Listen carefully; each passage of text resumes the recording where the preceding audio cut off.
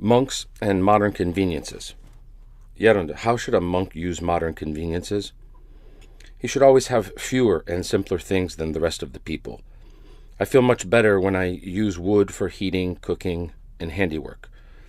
But when the forests become obsolete, I will use the simplest and cheapest available resources. An oil stove, for example, or some humble type of heating, and petrol gas for handiwork. How can one determine whether something is really essential in a Sino-Mitic monastery? If they think in a monastic way, it will be easy to figure it out. If a monk or nun does not think in a monastic way, then everything becomes a necessity and he becomes worse than those who live in the world.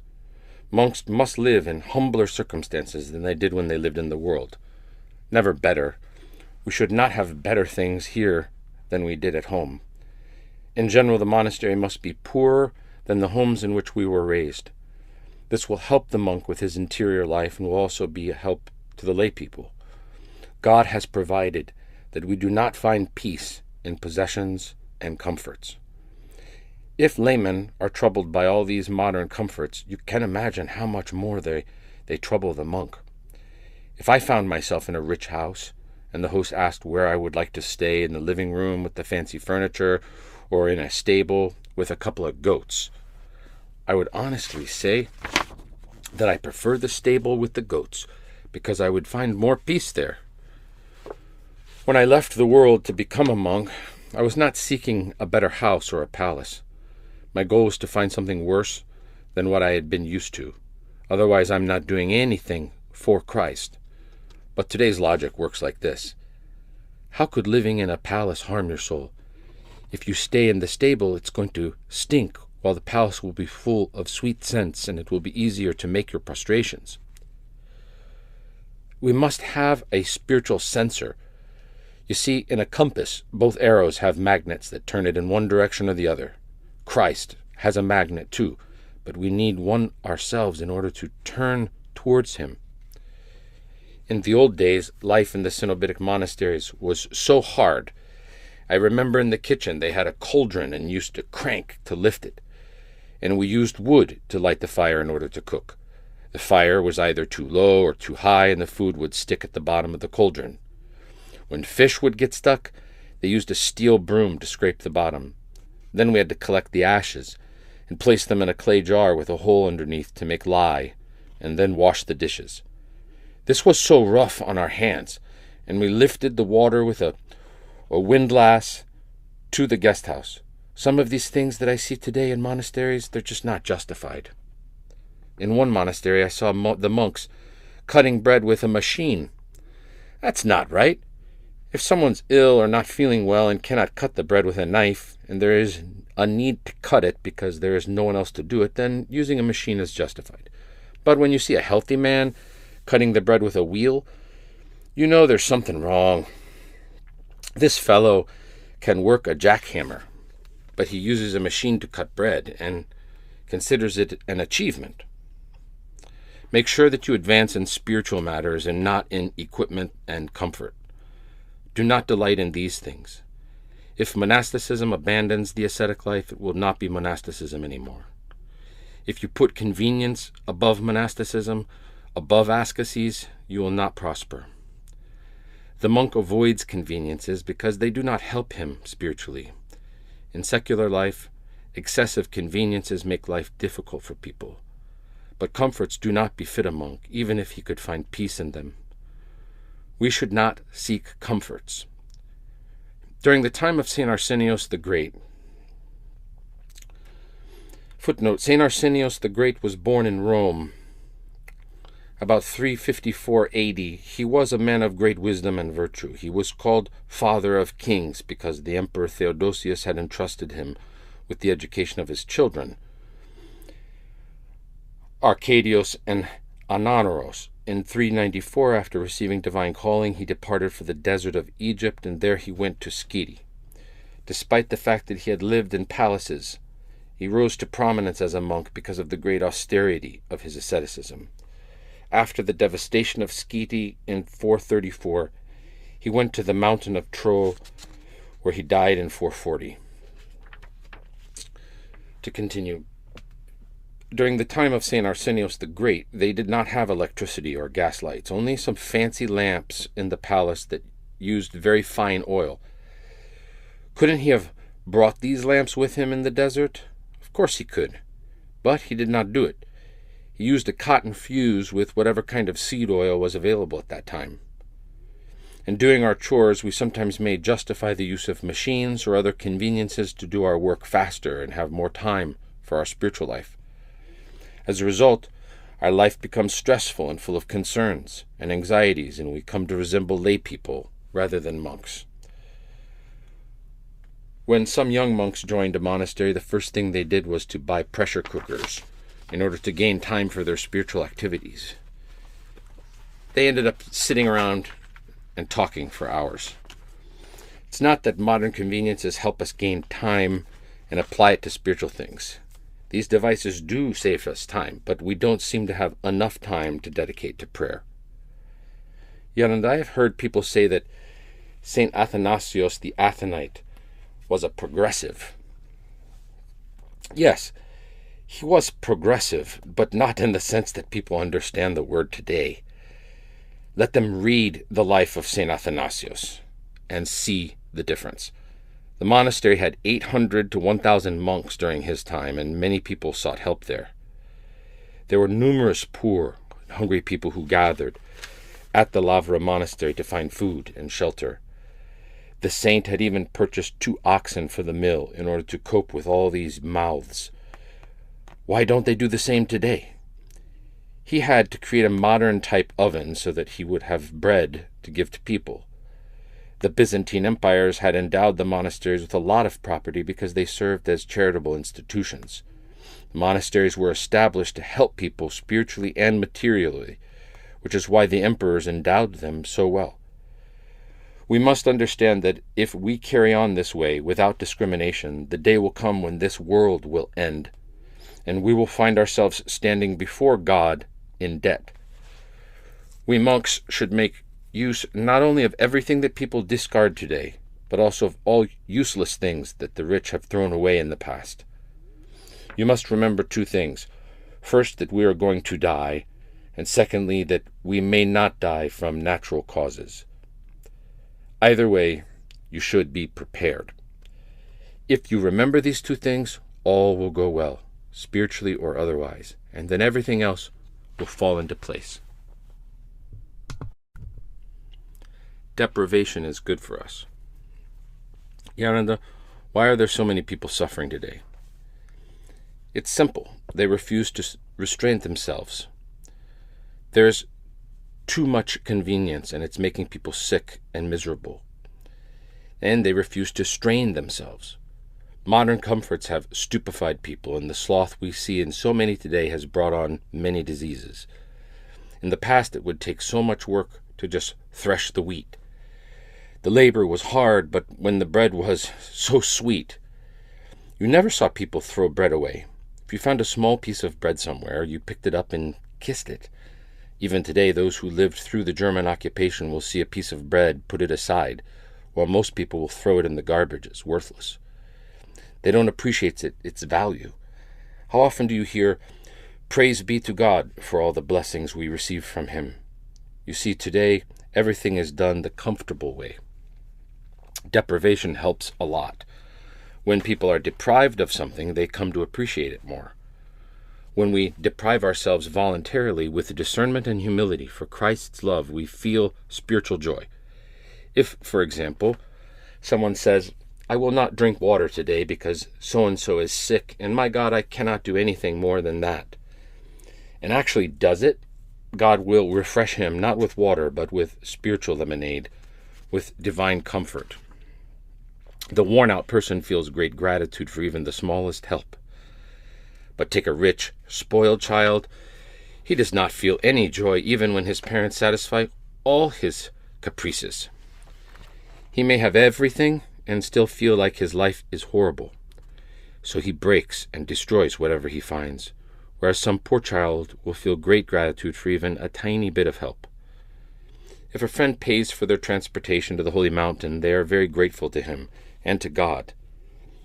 You hear the rich children say, "We have everything. Why should we have everything?" They gripe because they have everything they want instead of thanking God and helping some poor person.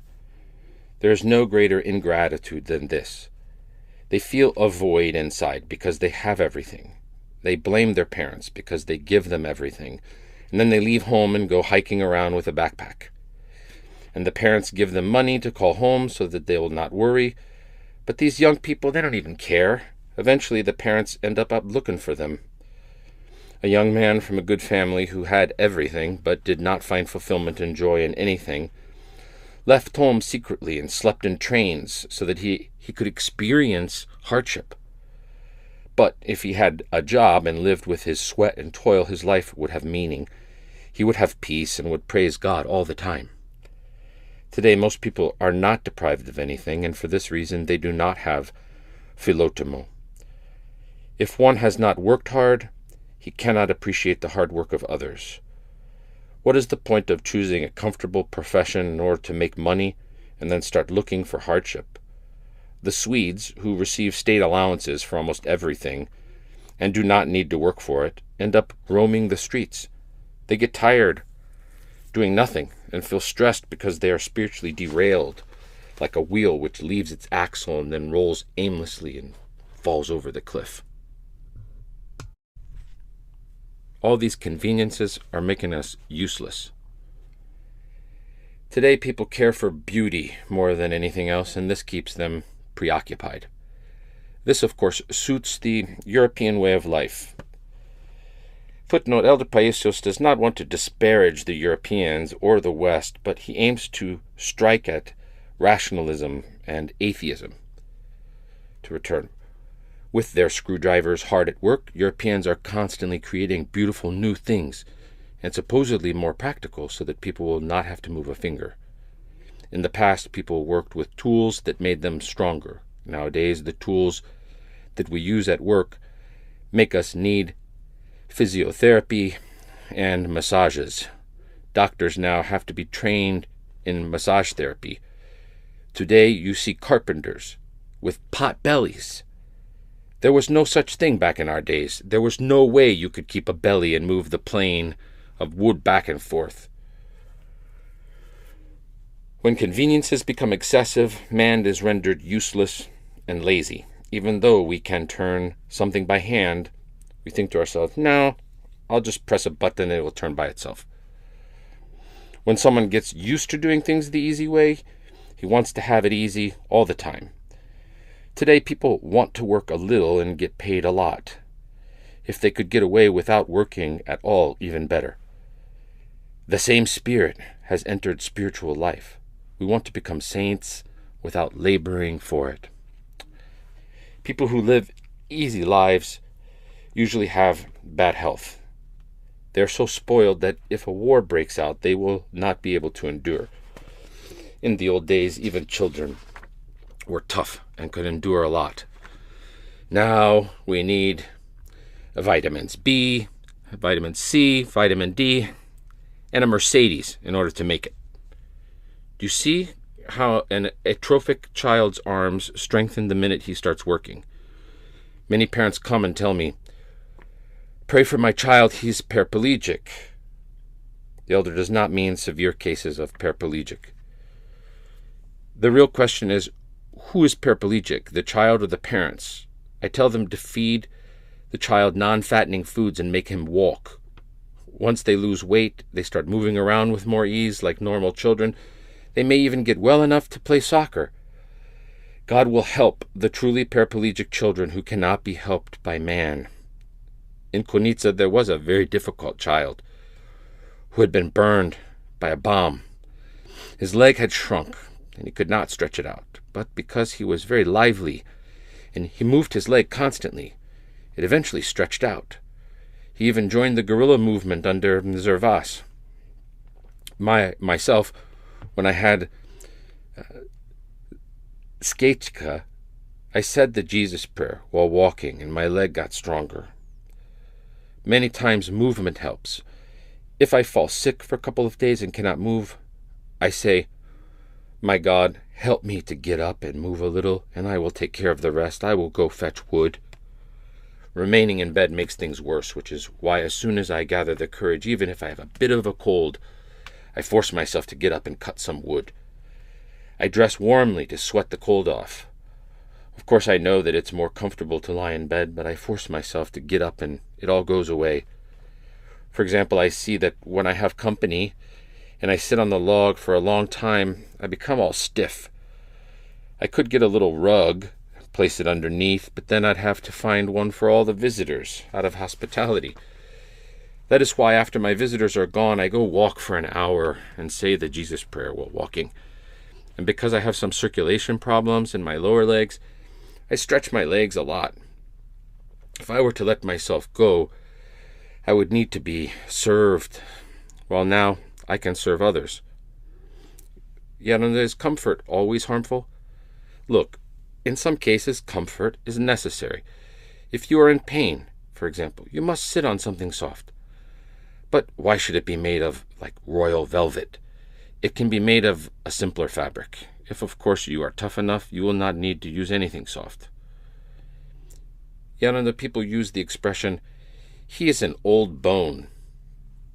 Yes, over there near the cell, there was a Cypriot monk, the Yosef of Carpathia. He was 106 years old, but he would take care of his needs by himself. Where can you find people like him today? Tell me, some pensioners cannot even walk. Their legs weaken, and they put on weight because they sit around all day and become useless. But if they were active, their health would be so much better. They took Elder Yosef to Vatopedi Monastery. They washed him and bathed him and took care of him. He told them, "The minute I got here, I became sick. You made me sick. Take me back to my cell." They were forced to take him back.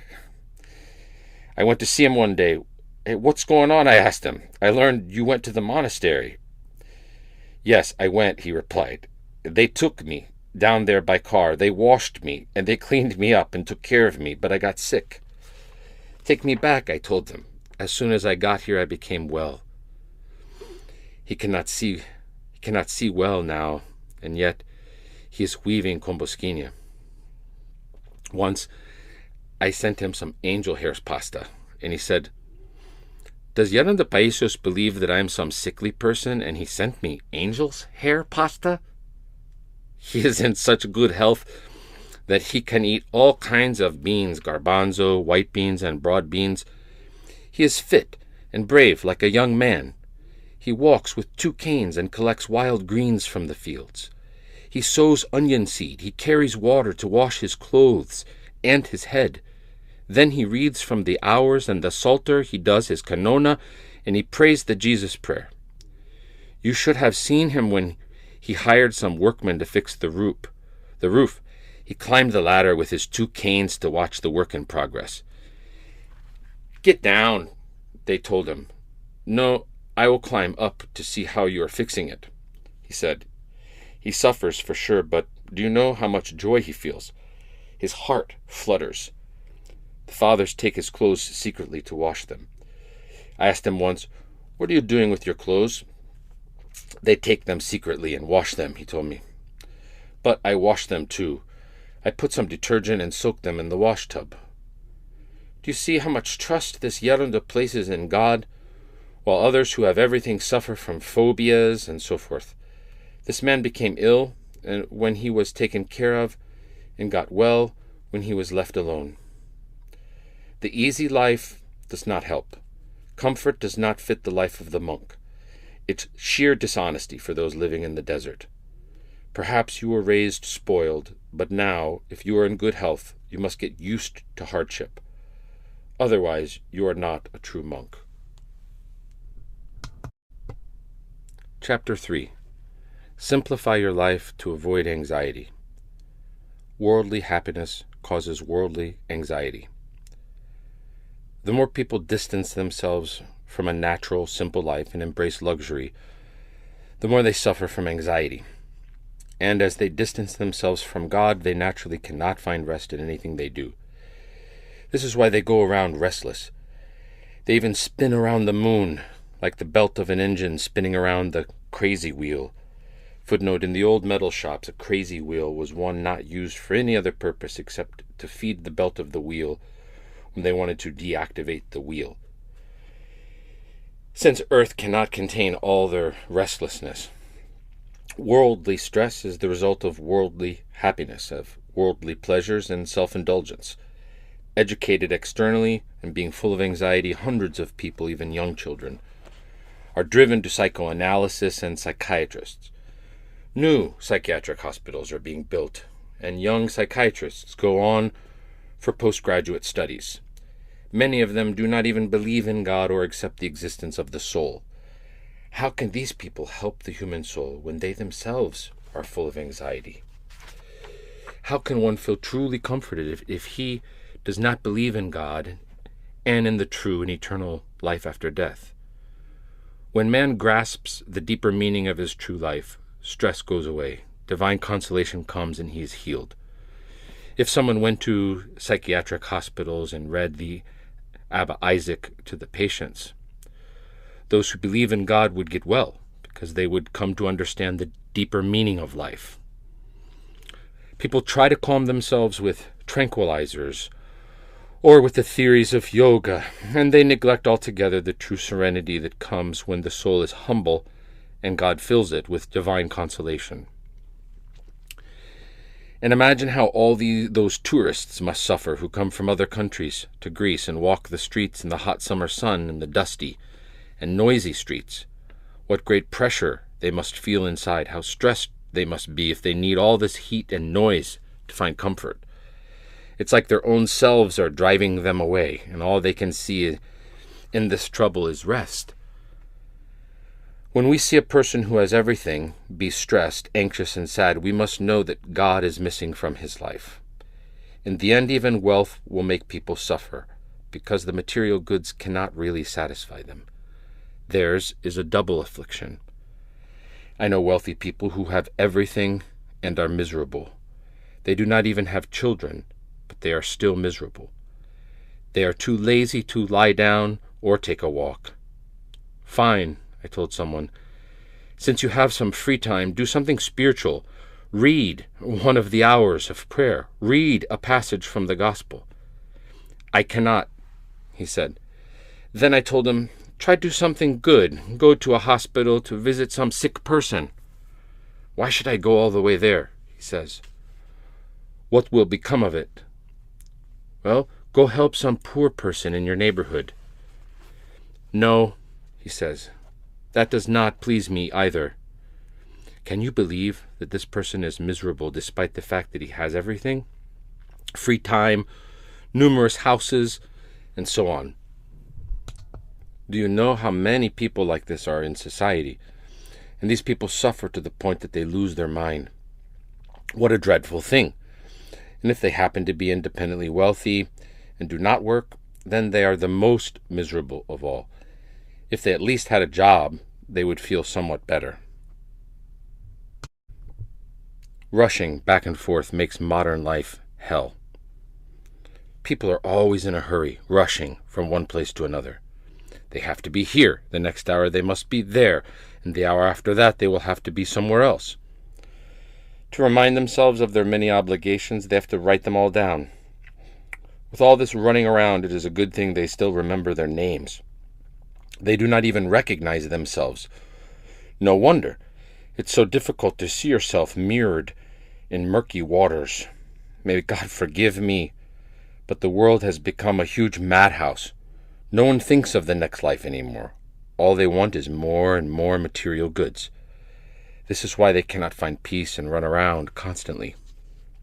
Fortunately, the other life exists. Considering what they have done to their lives, if people lived eternally in this life, there would be no greater hell.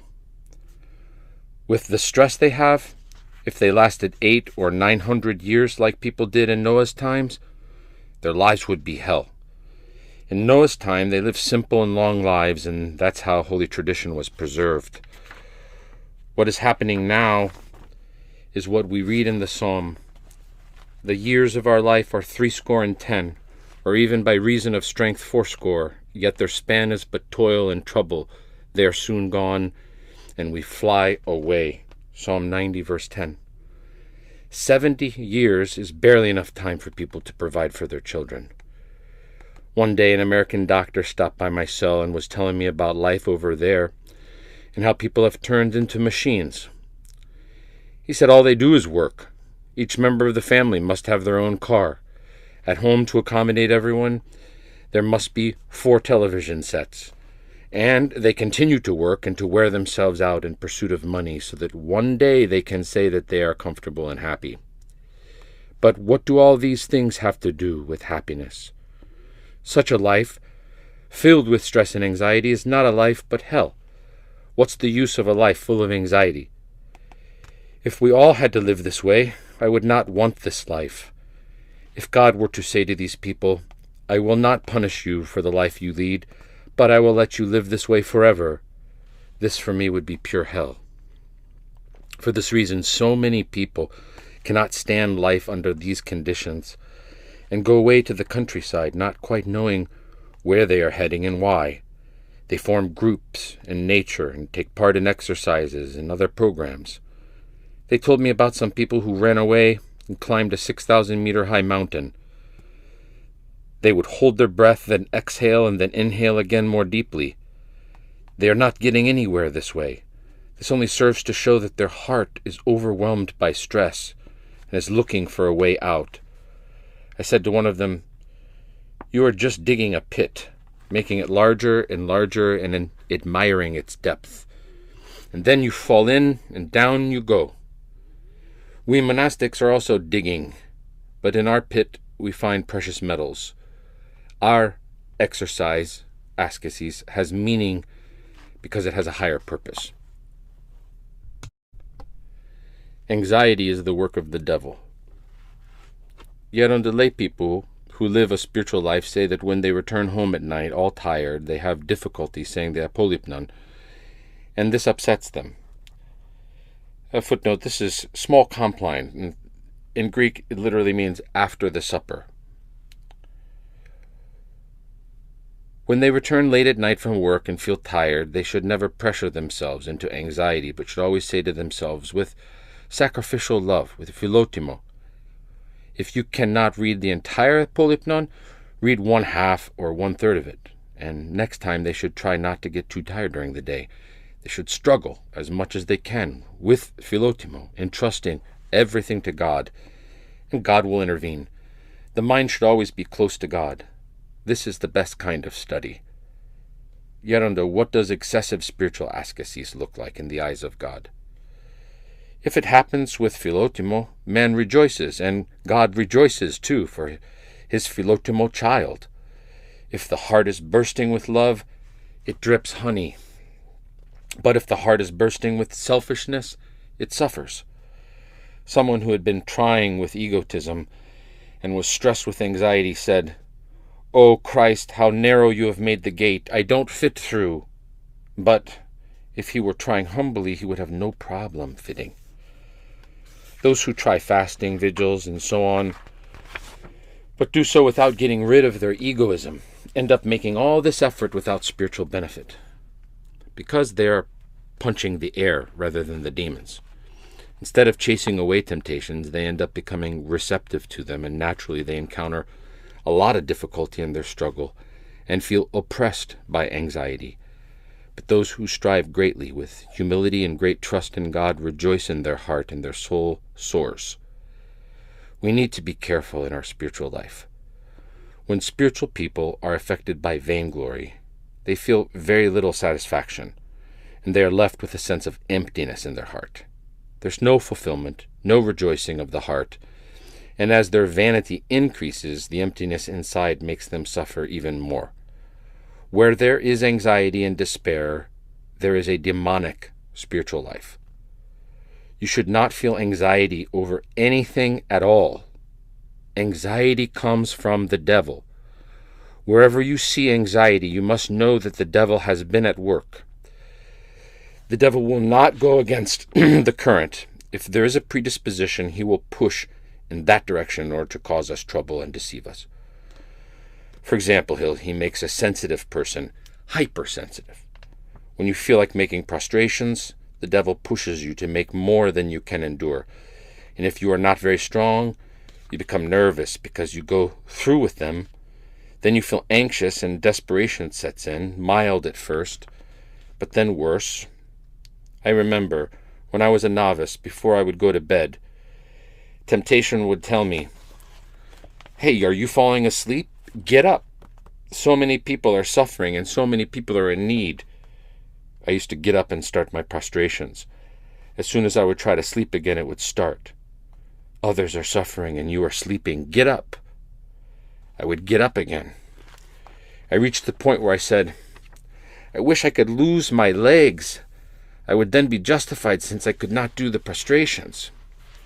Once during Great Lent, I barely made it because I tried to push myself more than I could endure. When, in the course of our spiritual struggle, we feel anxiety, we must know that we are not moving within the realm of God. God is not a stifling tyrant. Each one of us should struggle according to his strengths and cultivate his philotimo so that he grows in his love for God. Pressed by philotimo, his struggle, all those prostrations, metanias, fasting, komboskini, and so on, will be nothing else than pure outbursts of his love, and his path would be a path of spiritual valor. In other words, one should not strive with an unhealthy fastidiousness, with the stifling stress brought about by the struggle with all kinds of thoughts. He should rather simplify his struggle, put all his hope in Christ rather than himself. Christ, if full of love, kindness, and consolation, and he never stifles, but gives abundant oxygen and divine consolation. There's a difference between discreet spiritual work and unhealthy fastidiousness. Fastidiousness, stifles the person when the internal stress it creates and the lack of discernment, so severe that one feels his head bursting with pain. Yet, how can a person who naturally thinks a lot and strains his mind deal with things so as to not get overwhelmed? If he moves in a simple way, he will not get tired. But when even a little egoism comes in, then he struggles to avoid making a mistake. And this makes him tired. It's all right. A mistake here and there will not hurt, even if he gets reprimanded for it. This, for instance, would also apply to a judge who constantly has to face difficult cases and is afraid that he might give the wrong judgment and cause innocent souls to be punished. In the spiritual life, a headache is created when someone has a lot of responsibility and runs into an impasse because he has to make decisions against some people while also making sure that no one is wronged. In other words, this happens when the conscience is constantly being challenged. You must be careful, sister, to live the spiritual life not with your mind, but with your heart. And never do a job without putting your trust in God with great humility, because otherwise you will agonize and you will tire your mind and soul. It is lack of faith that hides behind anxiety, but pride can cause anxiety too. Monasticism needs austerity. "Oh, these gray blankets have made your living room look so nice. This is exactly what it needed." Yet, how can a monk figure out whether something fits in a monastery or not? One should begin by asking, who am I, and what are my obligations given by the life I lead? The khaki uniforms, they dignify the army. The black habit dignifies the monastery. It is not fitting for the army to dress in black and the monastery in khaki. Now imagine that you wore white like the nurses. You're both called sisters, right? And the nurses wore black. Well, that would be depressing to the patients. They would become desperate and think to themselves, "It seems like we're going to die and they're not being honest with us." It does not fit, no matter how you look at it. Something may be beautiful, but it may not fit monasticism. Velvet is beautiful, but if I wear a velvet cloak, it will not honor me. It will disgrace me.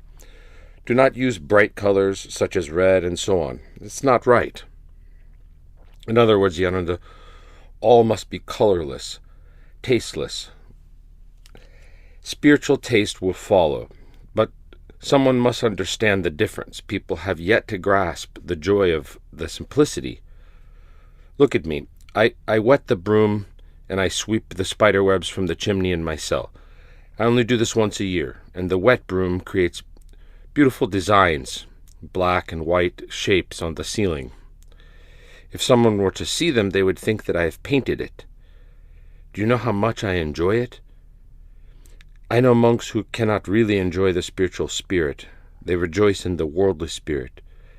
They have never felt this thrill of joy, the joy that comes from simplicity. Austerity is a great help to the spiritual life. A monk should only own what he needs and what befits him. He should limit himself to what will ease his life a bit, and not aspire to worldly possessions. For example, a military blanket will take care of his needs. He does not need a colorful or embroidered blanket. This is how simplicity and spiritual valor set in.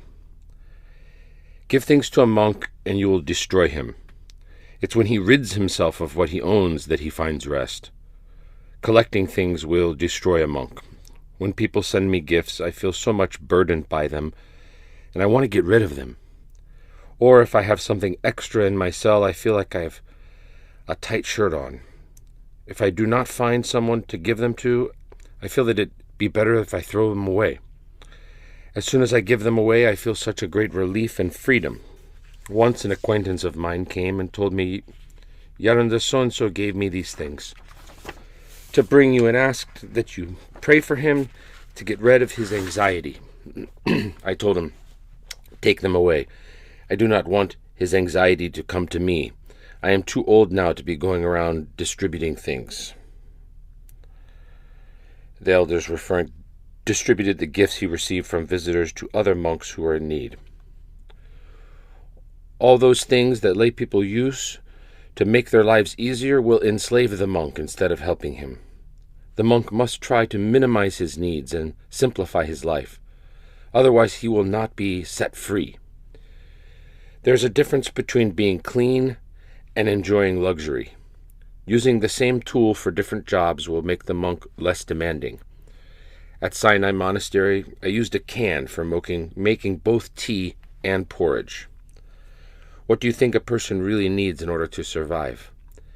In the old days in the desert, they only ate dates. They did not even light a fire. They did not need wood. Nowadays, I put a handle on a milk can and I use it for making tea or coffee. It warms up nicely in the blow lamp. But if you use a pot for making coffee or tea, you need to use a lot of alcohol to warm it.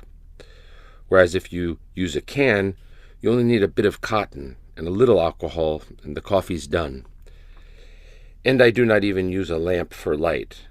I go through the night with only one candle.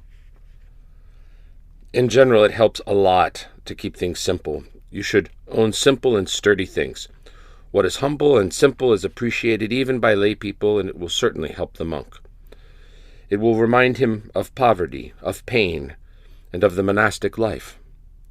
Once King George, King George II from 1890 to 1947, the King of Greece, and from 1935 to 1947,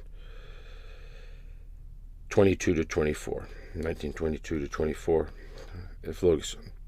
to continue. Once King George visited monastery of Great Lavra on Mount Athos, and the father served him on a silver tray. When he saw it, he said, I was expecting something simpler from you, perhaps a wooden tray. I'm tired of silver trays.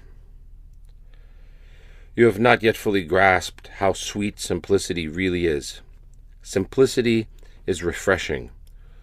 Look at what a beautiful hanger I have made out of a bobbin. Very practical. You, on the other hand, go through all this trouble. You have put these very thin nails on the wall for hanging a cassock. If a bit of plaster drops, you will have to remove it every time you take the cassock off the hook. Why not put larger hooks on the wall? You have so many walls and not a nail on them.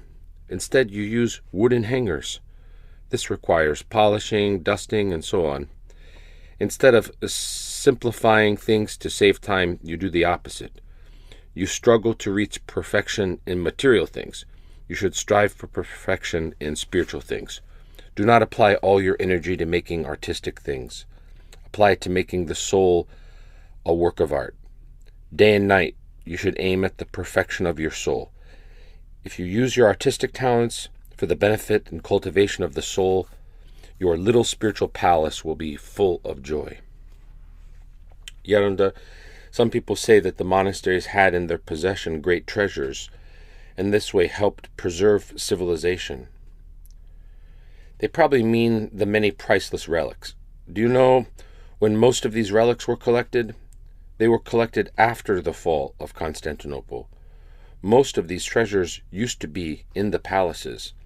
Later, they were taken to monasteries for safekeeping.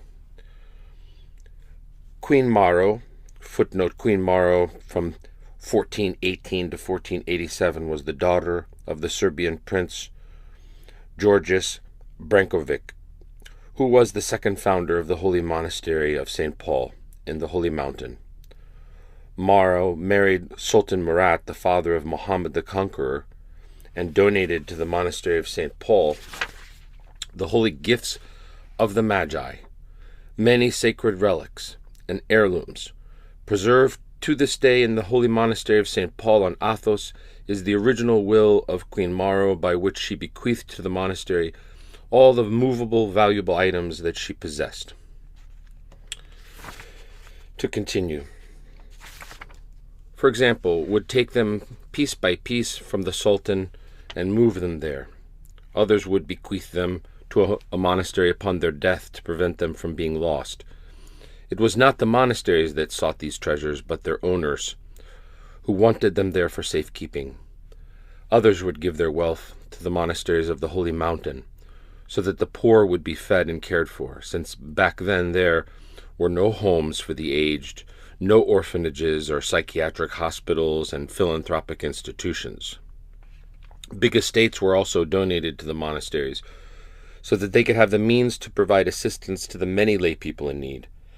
Those were difficult times, but people back then had the vision to help the poor materially so that they could later help them spiritually. When poor people went to the monasteries, the monks would give them, as a small blessing, some money, and parents were in this way able to provide for the marriage of their son or daughter. Their aim, in other words, was to give help to the poor, and that's why they built all those big buildings. Do you know how many people the monasteries helped during the German occupation? A lot. Back then, when a family was particularly hospitable and helpful to others in need, they would be called Karakalos, after Karakalu Monastery. This is one of the 20 monasteries on Holy Mount Athos that was famous for its hospitality. This was the reason the monasteries would have a great celebration on the feast day of their patron saint, so that poor people would come, eat some fish, have a good time, but also benefit spiritually. Why would anyone today go to a monastery to eat fish, since people have everything they need? Luxuries will turn monks into lay people. Yet under how much decoration is appropriate in a church? Considering the era in which we live, which is not Byzantium, the simpler the decoration is, even in a church, the better, for simplicity always helps. What would be a good design for the iconostasis, for example? A monastic design, modest and simple. St. Pachomius, footnote, was born in Upper Themes of Egypt about 280 AD. After completing his military service, he began his ascetic life in an abandoned pagan temple.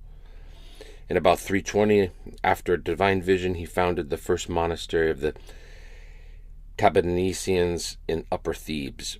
In all, he founded 9 monasteries for men and 2 for women. He fell asleep in the Lord in 346. He is considered the founder of Cenobitic life in Egypt.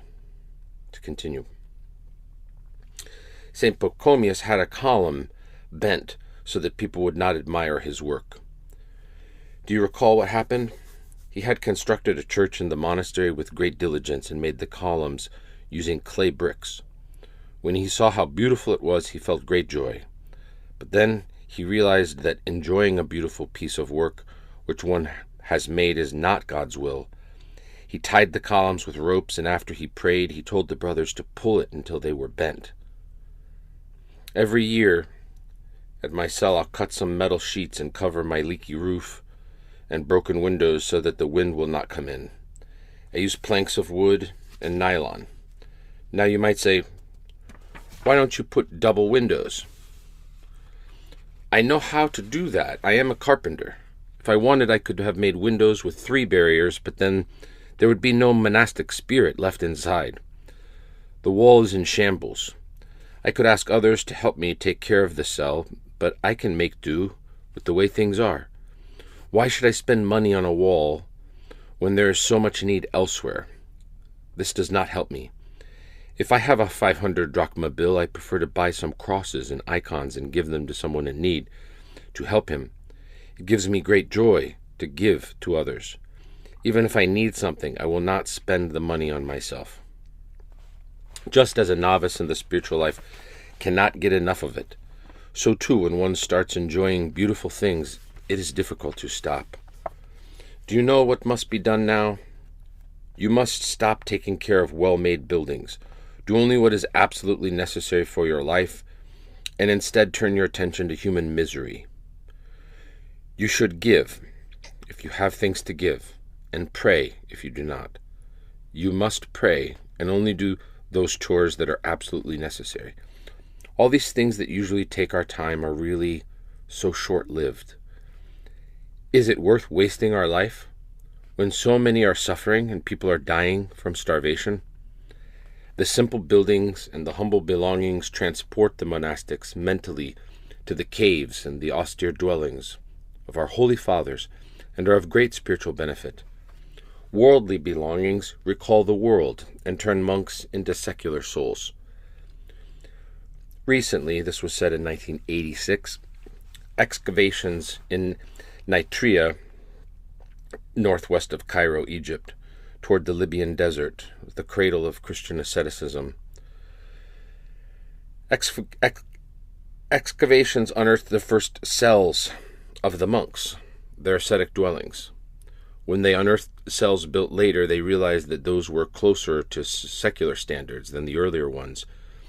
And when more recent structures were unearthed, they saw that they resembled the living rooms of a wealthy person of that time, all with paintings and pictures on the walls and so on. It was these well-decorated cells that brought the wrath of God.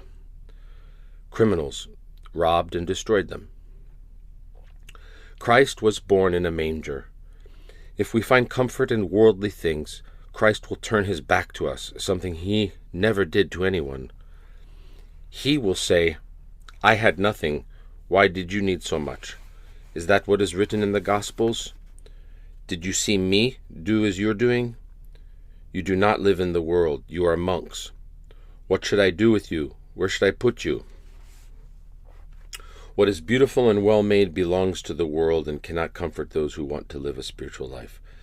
There is no wall that will not eventually be torn down. One soul is worth more than the entire world. What must we do for the soul? We must begin spiritual work. We must have only the right kind of concern. Christ will ask us what spiritual work we have accomplished, how we have helped the world in spiritual matters. He will not ask what buildings we made. He will not even mention them. We will be held accountable for our spiritual progress. I want you to grasp what I am trying to say. I am not saying that one must not construct buildings and not construct them well, but one must take care of the spiritual life first and then mind the rest, and do all that with spiritual discernment. Simplify your lives. Secular people say, how lucky are the wealthy people who live in palaces and have all kinds of conveniences. In truth, blessed are those who have succeeded in simplifying their lives and freeing themselves from the yoke of worldly progress, of the many conveniences that have become inconveniences, and have consequently rid themselves of the dreadful anxiety that plagues so many people today. If man does not simplify his life, he will end up tormenting himself. But if he simplifies it, all his anxiety will go away. A German man at Sinai told a very intelligent Bedouin boy, "You are intelligent. You can become literate." "And then?" the boy asked. "Well, then you'll become a car mechanic." "And then?" the boy repeated. "Then you will open a car shop."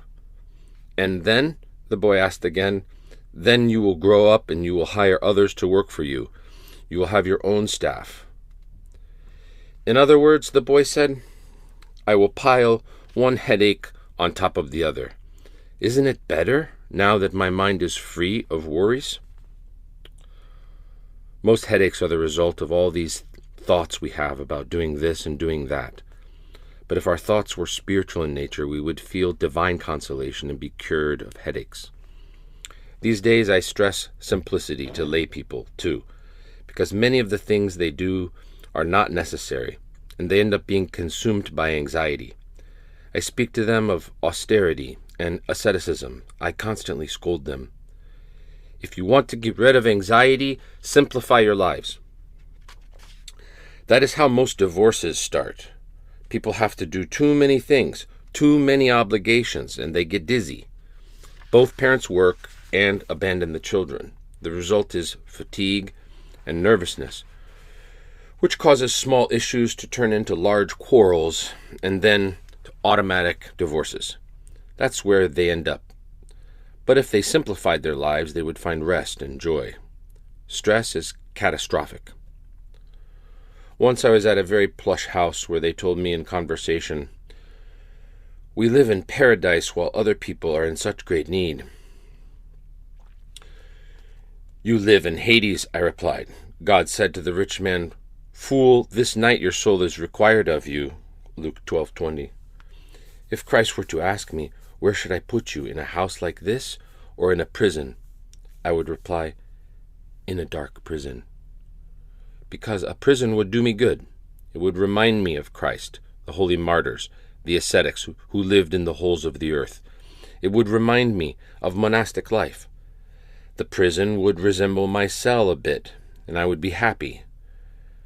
But what would this palace of a house remind me of, and how would that help me? That is why I find prison cells much more restful than a worldly living room. I even find it more restful than a beautiful monastic cell. I would rather spend 1,000 nights in a prison cell than one day in a plush house. Once, when I was staying with a friend in Athens, he asked me to receive a family man who could only see me very early in the morning at dawn because that was the only time he had available. He arrived in a cheerful mood, praising God in every other word. He was full of humility and simplicity, and begged me to pray for his family. This brother, who was about 38 years old, he had 7 children. At home, they were 11 souls, because his parents lived with him, and they all shared the same room. He spoke with great simplicity. He said, "The room fits us all if we stand up, but if we lie down, it's a bit tight. Thank God, now we're constructing a shed to use as a kitchen, and we are doing fine, Father." He said, "At least we have a roof over our head, while other people live in the open air." The man was an ironer. He lived in Athens and had to leave every day before dawn to arrive in Piraeus in time for work in a dry cleaning shop. He was suffering from varicose veins as a result of having to stand up all the time, and his legs bothered him a lot. But his love for his family made him forget his pain and discomfort. In fact, he pitied himself constantly for not having, as he said, any love in his heart because he did not do any acts of Christian charity.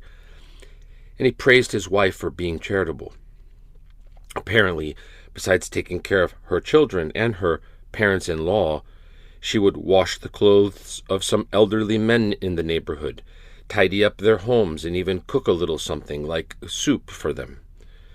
You could see divine grace depicted on the face of this good family man. He had Christ in his heart and was full of joy, just like his one-room house was filled with heavenly bliss. Well, compare this man with people who do not have Christ in their heart. They're filled with anxiety. Take two of them and try to fit them in a house large enough for 11 people. They will not find a way to fit. Even some spiritual people will sometimes not be able to live together no matter how much space they have available, because they don't have the fullness of Christ in their heart. If the women of Farasa could see our luxuries, especially in some of the monasteries, they would say, "We have abandoned God and he will send down fire to burn us." I remember them performing all their chores in a matter of seconds. They had to take the goats out first thing in the morning, then tidy up the house. After that, they would go to the chapels or gather in caves, and those who could read would read the life of the saints of the day. Next, they would do their prostrations and say the Jesus prayer, and they would work and work and work without getting tired. Those days, a woman had to know how to mend clothes, and they would mend the clothes by hand. There were a few sewing machines in cities, but no sewing machines in the villages, and if I remember right, in the whole town of Farasa, there was one, maybe two. They used to sew their family's clothes, and they were very comfortable to wear. They would also knit socks by hand. They had a caring taste, Meraki, but they also had enough time for all these chores because they did things in a simple way. The people of Farasa did not pay attention to details. They enjoyed the joy of monastic life. And if, for example, the blanket did not sit right from one side of the bed, and you told them, "Straighten out the blanket," they would respond, "Why? Does it prevent you from praying?" This kind of joyful monastic life is unknown today. Most people believe that they should not go into any trouble or be deprived of anything. But if they thought in monastic terms and lived with more simplicity, they would find the peace they were seeking. Instead, they're filled with anxiety and despair. They say, so-and-so was very successful because he built 2 apartment buildings or because he learned 5 languages and so on. And I do not even own 1 apartment, and I do not even speak 1 foreign language. Oh, I'm good for nothing. A person with a car thinks, "Man, this man has a better car. I should buy one too." So he buys the better car. But he feels no joy because someone else has an even better one. He buys the even better one, but then he learns that others have their own private airplanes, and he is unhappy again. There's no end to this, but a person who doesn't have a car rejoices when he praises God. "Thank God," he says, "even if I do not have a car, I have strong legs, and I can walk." How many people are there in the world who do not have legs, and cannot take care of their needs, and can't even go for walks? I at least have my legs. And a lame person says, there are some people who are missing both legs, and that makes him rejoice. Ingratitude and greed cause a lot of harm. The person possessed by material things is always possessed by worries and anxiety because he trembles at the thought that he may lose both his belongings and his soul. One such wealthy man came from Athens. He told me, "Father, my children will not listen to me anymore. I've lost them." "How many children do you have?" I asked him. 2. He said, "I raised them in luxury. They had everything they wanted. I even bought them a car." In the course of the conversation, I found out that he and his wife each had their own car. "Dear man," I said, "instead of solving your problems, you made them worse. Now you need a large garage to put all the cars and a mechanic to service them. You will have to pay him 4-fold, and moreover, all 4 of you are in danger of killing yourselves at any time. On the contrary, if you had simplified your life, your family would be united, and you would have understanding for each other, and none of the problems you're describing here. It's not your children's fault. It is your fault for not trying to educate them in other ways. A family does not need 4 cars, a garage, and a mechanic, and so on. Let each of you reach his destination a bit late. All these conveniences beget difficulties. Another family man, he arrived at my cell once. He had a family of 5. He told me, "Father, we have a car, and we're thinking of buying another too. It would help us a lot."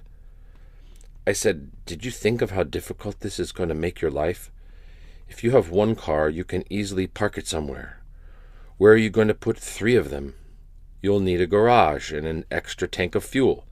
Moreover, you will put your life in danger. It's better to have only 1 car and limit your outings. You will have time to see your children. You will have peace of mind.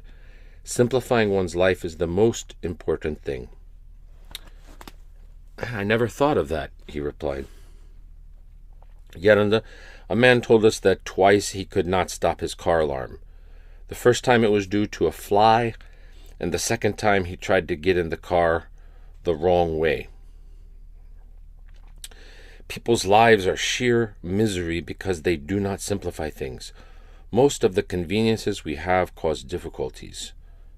Those who live in the world often suffocate from abundance. They've filled their life with gadgets and devices, but this only makes it more difficult to enjoy. If we don't simplify things, one convenience will result into numerous difficulties and we will end up miserable. When we were little, we used to cut off the spool at the end and put a wedge in it, turning it into a nice and enjoyable game for ourselves. Small kids enjoy playing with a toy car much more than their father enjoys his new Mercedes. If one asks a little girl, "What do you want, a doll or an apartment building?" you'll see that she will say, "A doll." But in the end, small children too get to know the vanity of the world. Yet under what helps the most when one is trying to grasp the joy of austerity? It helps if you can grasp the deeper meaning of life. "But seek ye first the kingdom of God and his righteousness, and all these things shall be added unto you." Simplicity begins from there. So does every proper approach of life. Chapter 4. External Noise and Internal Peace.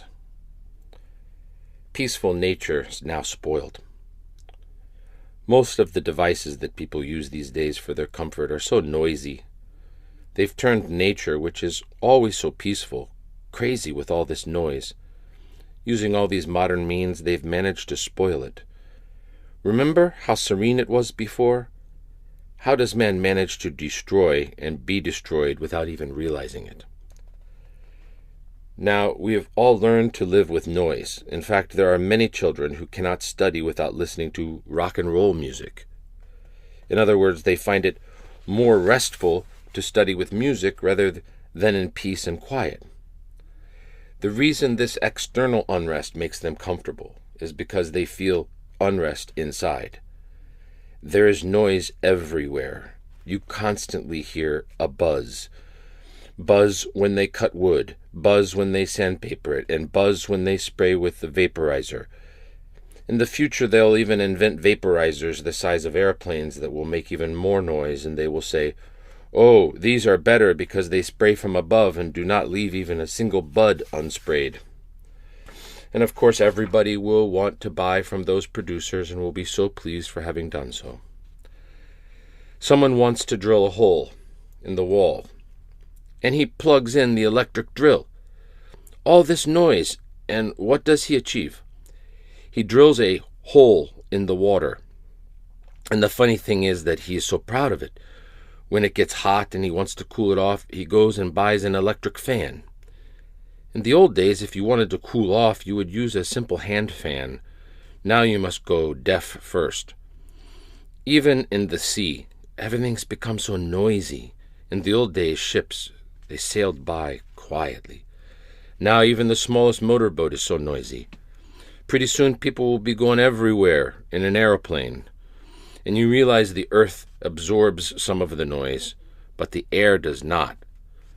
May God help us.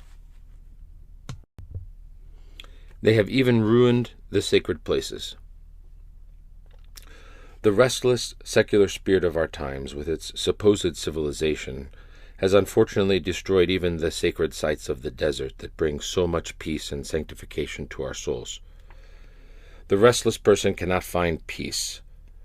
They have not left any place on earth in peace. They've even gotten hold of the Holy Land.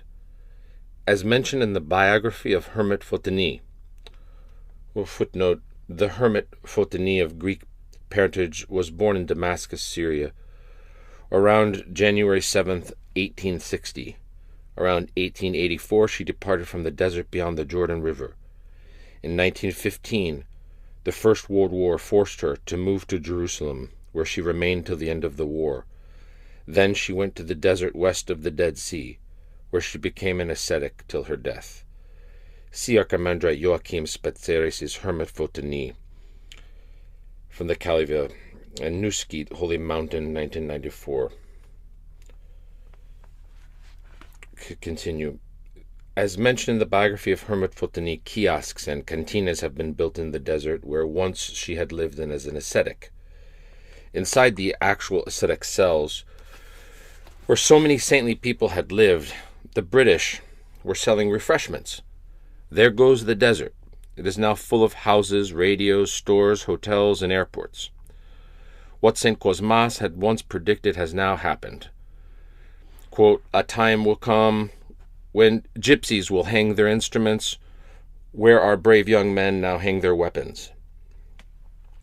I mean to say that we've come down to that too, where monks once lived ascetic lives, weaving their komboskinia and saying their prayers. We now have radios and soft drinks. Anyway, it seems to me that in a few years we will not anymore need all these things. The way we are going, it seems that life is coming to an end. The end of life. The end of the world is near. Yaronda, is there a quiet place left on the holy mountain of Athos? No. Even there you cannot find a quiet spot. Everywhere you go, they're opening up forest roads. Cars are everywhere. Even the most remote and quiet places can now be reached by car. I wonder what these people are seeking in the desert. When a gentle wind from the desert stirred the reeds, Arsenios the Great would say, "What sound is this? Is it an earthquake?" Footnote, one day Abba Arsenios came to a place where there were reeds blowing in the wind. Abba Arsenios said to the brothers, "What is this movement?" And they said, "Some reeds." Then the Abba said to them, "When one is living in silent prayer, hears the song of a little sparrow, his heart no longer experiences the same peace. How much worse is it when you hear the movement of these reeds?" From the sayings of the Desert Fathers, Abba Arsenios. To continue, I wonder what the Holy Fathers would have said if they'd seen and heard what is happening today. In the old days, certain monks, especially those who served in the refectory or in the hospitality house of the big Cenobitic monasteries, would get very tired. They had to wash dishes, scrub the copper utensil, and so on. Today they have conveniences, modern devices, and most of them are noisy. I remember in our monastery we used to carry water in containers from a spring and would slowly lift it to the third floor with a windlass. Now they bring the water up with an engine, and you hear its constant noise. The walls shake, and the window panes creak. They should at least put a sound barrier around it. When I was serving in the army during the guerrilla war, I used to charge the radio battery using a silencer so the noise would not bother the people nearby. One day some monks came to my cell and started speaking very loudly. I said to one of them, "Hey, speak more softly, they can hear us over there." He continued to speak loudly. "Lower your voice," I repeated. "Oh, bless me, Father," he finally said. "We have a generator in the monastery and we've become accustomed to speaking loudly to hear each other." Can you believe that? Instead of saying the Jesus prayer and speaking in a low voice, they shout because they get used to having a generator. We are getting to be like those young people who interfere with the exhaust pipe of their bikes and make all this noise. This same spirit has penetrated into our monasteries. That's where we are headed. And people are really enjoying being loud. I saw one of the sisters this morning. She resembled an astronaut. She was descending the slope with a hat on her head, a mask over her mouth and nose, and the lawnmower in her hand, totally satisfied with herself. Even the astronauts were not as satisfied with themselves when they returned from the moon. Shortly after that, I heard the noise of the lawnmower. I looked over and saw that she was cutting the weeds with it. The idea is to leave no place in peace. As soon as she finished, another person came with an even louder machine and started plowing. The plow ran here, it ran there, plowing the ground. Then another noisy machine was used to straighten the plowed soil. See what's happened to us? But yet under these machines, they make our lives easier. Oh, there are too many of these devices around. You must avoid noise and loud sounds as much as possible. This constant buzzing removes us from the real monastic way of life. Why then do you have a sign outside that says Hesychasterion, derived from the Greek term hesychia, meaning stillness? Why do not write buzzing place or place of unrest? What is the use of the monastery if there's no peace and tranquility? Try where possible to reduce the noise around you. I say that you have not yet experienced the sweet Hesychia, because if you did, you would understand both me and what I am trying to say. If you had tasted the spiritual fruit of Hesychia, you would become so concerned about losing it that you would pursue it in earnest at all times. Tranquility is mystical prayer. When the monk makes use of all these noisy devices, he does away with the preconditions for prayer and the monastic way of life. For this reason, we should avoid using noisy devices as much as possible. What people today consider to be conveniences do not actually help the monk achieve his goal. A monk cannot find in such a noisy environment what he set out to find by becoming a monk. To be tranquil is very important. Even if one is not actually praying, tranquility will put him in a state of prayer. Much like our imperceptible breathing, tranquility is mystical prayer and of great help to those who seek to pray.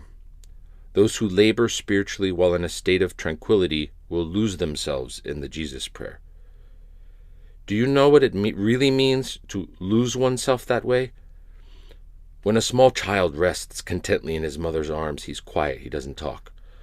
The two are now united in deep communication. This is why it is good for monasteries to be located in isolated areas, away from the rest of the world, away from archaeological sites, worldly noises, and great numbers of people. External tranquility, living away from the world, along with discerning asceticism and unceasing prayer, will soon bring about the inner tranquility, the peace of the soul, which is an essential precondition for the more refined and more profound prayer of the heart. When one attains this state, he is no longer disturbed by any external distractions, since in reality it is only his body that is on earth, while his mind is in heaven. You hear the noise only if you want to hear it. Yananda, what can someone do if noise is involved when carrying out his duties, or if a noisy machine is required to do his work? When our duties must be done in a noisy environment, a quiet chant is very helpful. If you cannot concentrate to say the Jesus prayer, then chant. You must be patient. When I travel from ATHOS to Thessaloniki, the boat is very noisy. I sit in a corner with my eyes closed as if I was asleep, and I chant. I chant everything you can imagine. I chant the Axionestin and the ATHOS many times. The boat makes a clatter that accompanies my chanting really well. This clatter actually keeps the right tone for Papenilakoulos Axionestins and Neos's ATHOS. It fits with everything. I chant mentally, but my heart participates too. At any rate, I think that it's not so much the external noise that is disturbing, but one's internal concerns and anxieties. You can always avoid hearing noises, but you cannot avoid worries. The root of it all is the mind. Our eyes could be looking at something without really seeing it. When I am praying, I may have my eyes open, but I don't really see anything. I am walking and perhaps observing a landscape and so on, but not really seeing it. When someone has difficulty in saying the Jesus prayer in a noisy place, it is because his mind is not completely given to God. A person must attain a kind of divine absence of mind in order to experience inner tranquility and not be distracted by noise while praying. One can actually attain such a state of divine absent-mindedness where he no longer hears the noise, or he hears it only when he wants to, or actually when his mind comes back from heaven. And one can reach this point if he works spiritually, if he struggles. Then he will hear the sounds around him only when he wants to. When I was in the army, I said to one of the fellow soldiers who was pious, "Hey, we'll meet at such and such a place." "But there's a loudspeaker there," he replied. "Oh, if one wants to hear, he will hear. If he does not want to hear, he will not hear." When our mind is very concentrated on some particular thing, do we hear anything? In the forest, across from my cell, they've stripped the mountain with chainsaws. When I was absorbed in reading or praying, I did not hear anything. When I stopped, then I heard everything. We should respect other people's need for tranquility. When we are not the cause of noise, it does not matter. God sees that, but when we are the cause, then it's bad, which is why we must be careful not to disturb others. If one does not want to pray, he should at least not interfere with the praying of others. If you realized how easy it is to harm a person who is praying, you would be very careful. For if one does not take care to be quiet out of respect for others, but also because he himself feels the need to be quiet, he will not do it wholeheartedly out of love, but will act out of necessity and a sense of obligation, and the outcome will not be good. When one feels coerced and acts out of a sense of duty, thinking, "Now I must walk this way so that I will not disturb. Now I must not walk freely as I wish," and so on, respecting the tranquility of others becomes such a burden. The point is to be mindful of others who are praying and to do it willingly and with joy precisely because they are praying and communicating with God. These two attitudes are totally different. Whatever one does with his heart, he enjoys it and it helps him. And when he feels in his heart the need to respect his fellow human being who is praying, he also has a sense of awe afterwards. When we have respect for the other person, we have respect for ourselves, and we do not consider our own self first, because instead of self-love, we have sacrificial love, unselfish love, philotimo. We must put ourselves in the other person's place. We should think, if I were in his place, how would I want people to treat me? If I were tired, if I were praying, would I want people to bang doors like that? When we put ourselves in another's place, things change. How beautiful life was in the Cenobitic monasteries in the past. There was such peace. There was even a clock that struck every quarter of an hour to remind each of us to say the Jesus prayer. Even if someone were distracted and forgot, the clock would remind him to pray again. The clock helped a lot. When the fathers were saying the prayer, there was so much tranquility inside the monastery. There were 60 fathers in my cenobium on the Holy Mountain, but it felt as if there was only one hesychist. In church, only a few people chanted, while the majority prayed noetically. The same was happening when the different monastic chores and duties were being carried out. There was stillness and quiet everywhere. They did not speak loudly or shout. They all did their assigned work quietly. They all moved about quietly, like sheep. There was always a silent movement in the holy monastery. It was not like today where they've put aside a specific time for the various duties, a time for chores, a time for quiet, a time for curfew. In the past, each person moved according to his assignment. We must develop a love and a respect for the blessed desert if we want its holy solitude and sweet stillness to help us become peaceful, get rid of our passions, and approach God. We must be vigilant not to adapt the sacred desert to our passionate selves. This would be a great impiety. It would be like going on a pilgrimage to holy Golgotha with a bouzouki. Good thoughts are the antidote to noise. Since, unfortunately, modern man uses noisy devices even for small things, it is important, if we ever find ourselves in a noisy place, to cultivate good thoughts to counter the noise. It is not right to demand, do not use this and do not use that because it makes noise. It is better to immediately bring good thoughts to mind. For example, when you hear a spraying machine, try to imagine that it's coming from a helicopter. Think of something like, a sister could have been gravely ill at this time, and a helicopter could have been coming to take her to the hospital. How troublesome would the noise have been then? Oh, thank God we're all well now.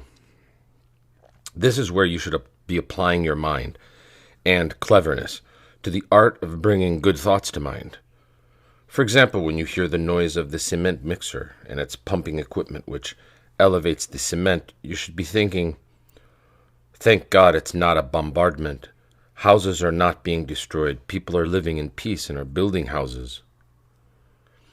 Yet under what happens when the nerves are shattered? Shattered nerves? What does that mean? Could it be that your thoughts are scattered? Or your thoughts are shattered? There's nothing better than a good thought. A layman had built a house in a quiet place. Shortly afterwards, a garage was built on one side, a new road on the other, and an entertainment center with music till midnight on the other. The poor man could not sleep. He put on earplugs and started taking sleeping pills. He was going mad. He came to see me. Yolanda, this is the situation, he told me, and I cannot find peace. What must I do? I am thinking of building another house. You should bring good thoughts to mind, I replied. You should think that if a war was going on and tanks were being made in the garage next door, and the hospital was receiving the wounded, and you were told, stay here, we will guarantee your safety and no harm will come you in this area. Wouldn't you think that this is a great thing and consider it a blessing? That is why you should be saying to yourself, thank God there's no war. People are well, going about their business. In the garage, they're repairing cars instead of making tanks. There is no hospital and casualties of war. There are no tanks passing by, but cars, transporting people to their business. Bring such good thoughts to mind, and a doxology will fill your heart. Thus, the poor man understood that what matters most is to confront these problems appropriately, and he left in peace. Little by little, he managed to deal with the situation with good thoughts, and eventually threw away the pills and began sleeping without difficulty. Do you see how a good thought can take care of one's troubles? Once I was on a bus, and the conductor turned the music on really loud. Well, some spiritual young men pointed out to him that there was a monk on the bus, and they repeatedly made signs to him to turn it off. They tried once or twice, but without result. He turned the music even louder. Hey, let him be, I told the young men. It does not matter. It keeps the drone tone to my chanting. God forbid, I said to myself, but if there was an accident further down the road and they were forced to put the injured people in our bus, how would I bear to see people with broken legs, broken heads? Thank God that people are not only well, but they're even singing. So I had a great trip, chanting anyway. Let me tell you another example to see how a good thought can help us appropriately in any situation. I was in Jerusalem once with an acquaintance of mine. There was some sort of festivity there. They were celebrating a feast and constantly crying out. It was a madhouse. Sing to him with loud shouts, praise him with loud clashing cymbals. You could not understand what they were saying, and it went on all night long. My acquaintance got upset and went to the window. He did not sleep a wink, while I slept like a bird by just bringing to mind a good thought. I remembered the scene of the exodus of the Hebrews from Egypt, and this provided me with a sense of spiritual exaltation. This is how you too should confront any situation, with good thoughts. Let's say, for example, a door slammed. You must say, if, God forbid, something bad had happened to a sister, if she fell and broke her leg, would I be sleeping now? Here, as it is, it was only a door that slammed. A sister must have had something to take care of. But if one starts criticizing and saying, here she goes again, slamming the door, she's so careless, there's no way that one who thinks this way can find peace. The moment you start having such thoughts, the devil will come to upset you even more. Or let's say one of you hears an alarm going off at night. You hear it go off once, and in a while you hear it go off again. If you start thinking, man, this soul must have been very tired. She could not get up. It is good that she slept another half hour. And then she got up to do her spiritual duties. If the sister brings such thoughts to mind, she will not be annoyed and upset because someone woke her up. But if she thinks only of herself and how the alarm clock woke her up, then all she'll be thinking is, whatever is going on in this place, no one can ever get some rest. This is why the benefit you receive from a good thought you will never get from any other ascesis.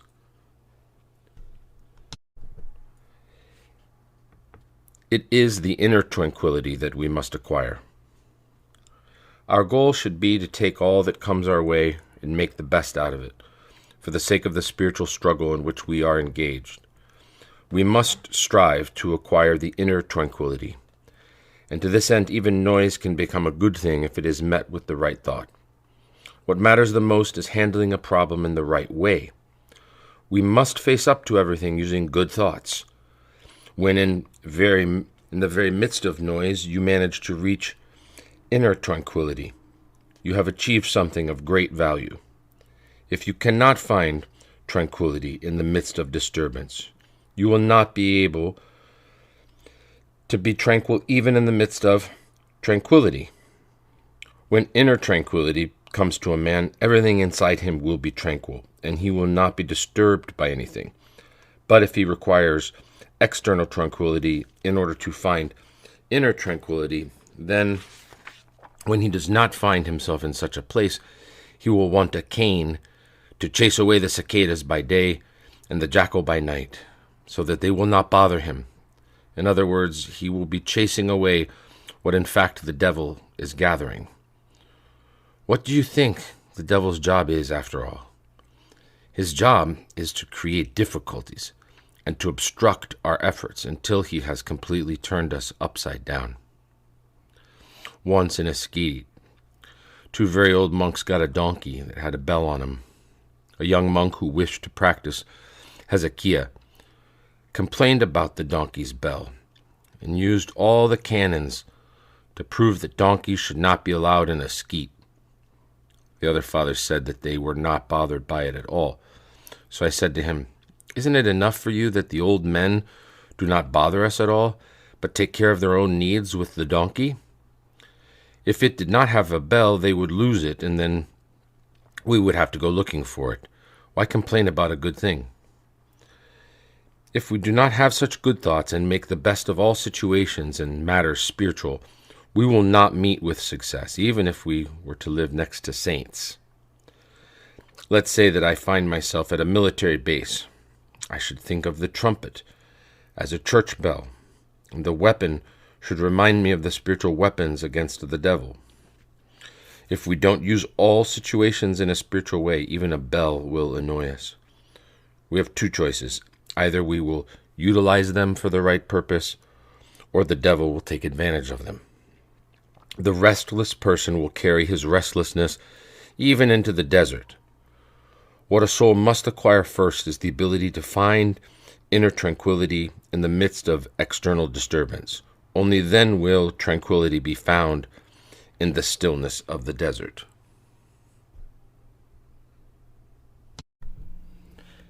Chapter 5.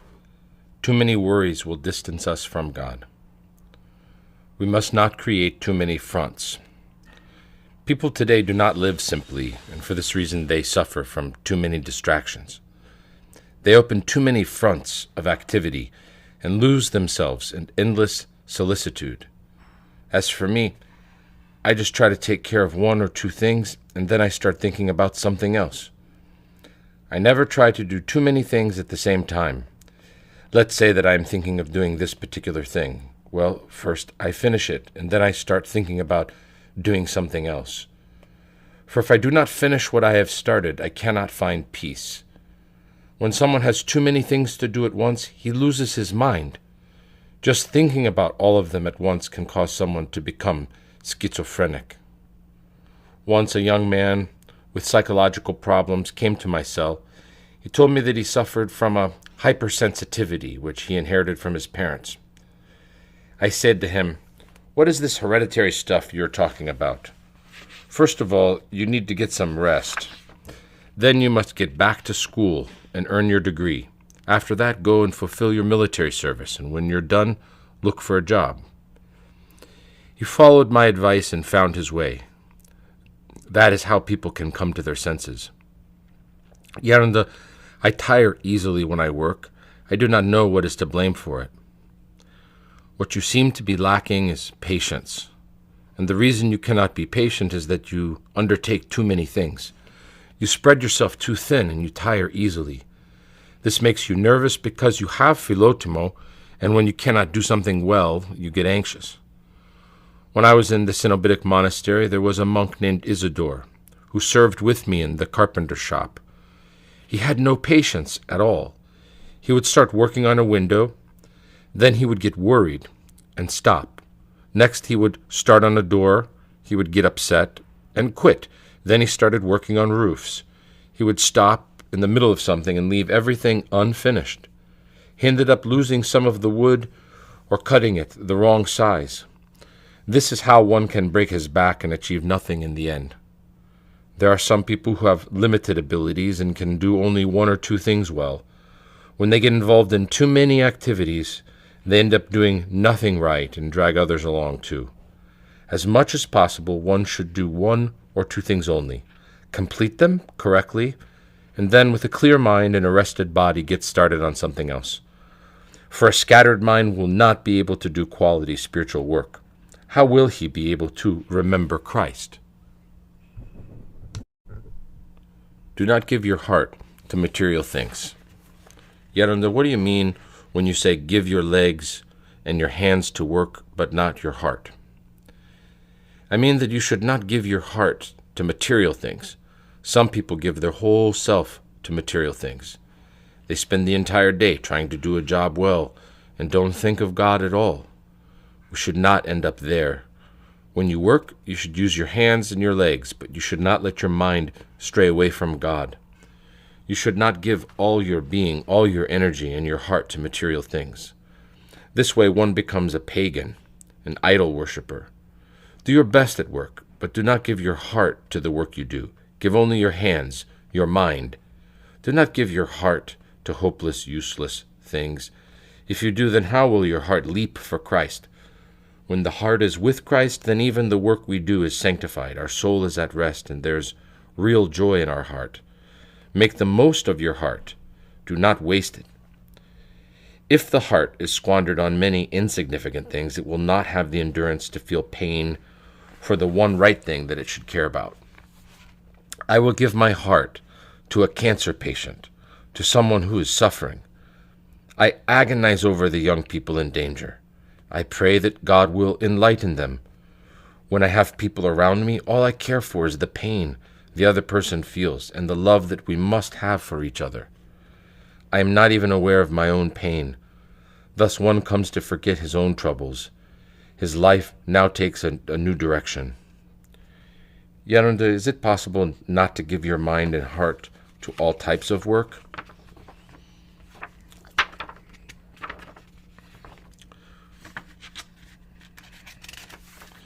When the task is simple, it helps if the mind is not absorbed. But when the task is complex, then it makes sense to become somewhat absorbed mentally, but not to let that take over the heart. How does it take over the heart? How? Well, temptation comes and puts it to sleep with morphine. It gets hold of the heart with egotism. But when the heart surrenders to God, then the intellect rests with God while the mind concentrates on the work.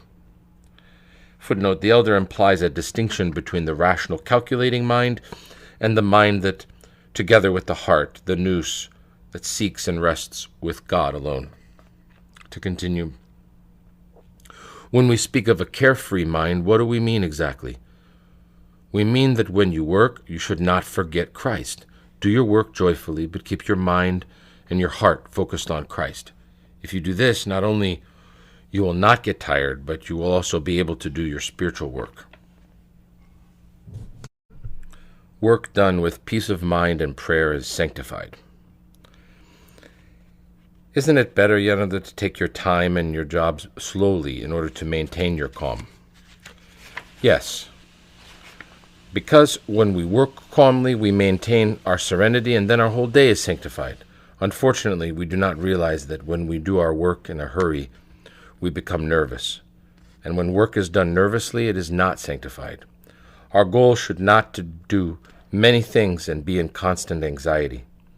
This is a demonic condition. When monastic handicrafts are made with peace of mind and prayer, they are sanctified, and they also sanctify the people who use them. Then it makes sense for lay people to seek these handicrafts from us as a blessing. By contrast, any work made with haste and nervousness transmits this demonic condition to others. Work done with haste and anxiety is the mark of a very secular person. Instead of giving people a blessing, what these troubled souls impart on others with their handiwork is their troubled state. A person's state affects not only the work that he does, but also the materials, the wood, that he is using. The final product of a man's work reflects his spiritual state. If he is upset and angry and swears, his work will not bring a blessing to others. But if he chants, if he says the Jesus prayer, his work is sanctified. The first condition is demonic, the other is divine. If you act with piety and pray while you are working, you are always sanctified, and everything around you becomes sanctified. When one has God in mind, his works and his handicrafts are also sanctified. Let us say, for example, that I am making a box while saying the Jesus prayer. I am praying and at the same time working for the glory of God. My goal is not to make boxes and to do it quickly, to produce a lot of them and end up full of anxiety.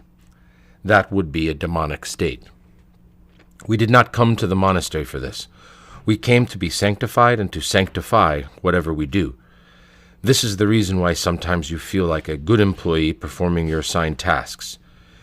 You get so busy running around doing your job that you forget to take Christ with you. But if you begin your work with the Jesus prayer, you will feel like a servant of Christ. So, if you want to be sanctified and to sanctify your work, make sure that you make the Jesus prayer a part of everything you do.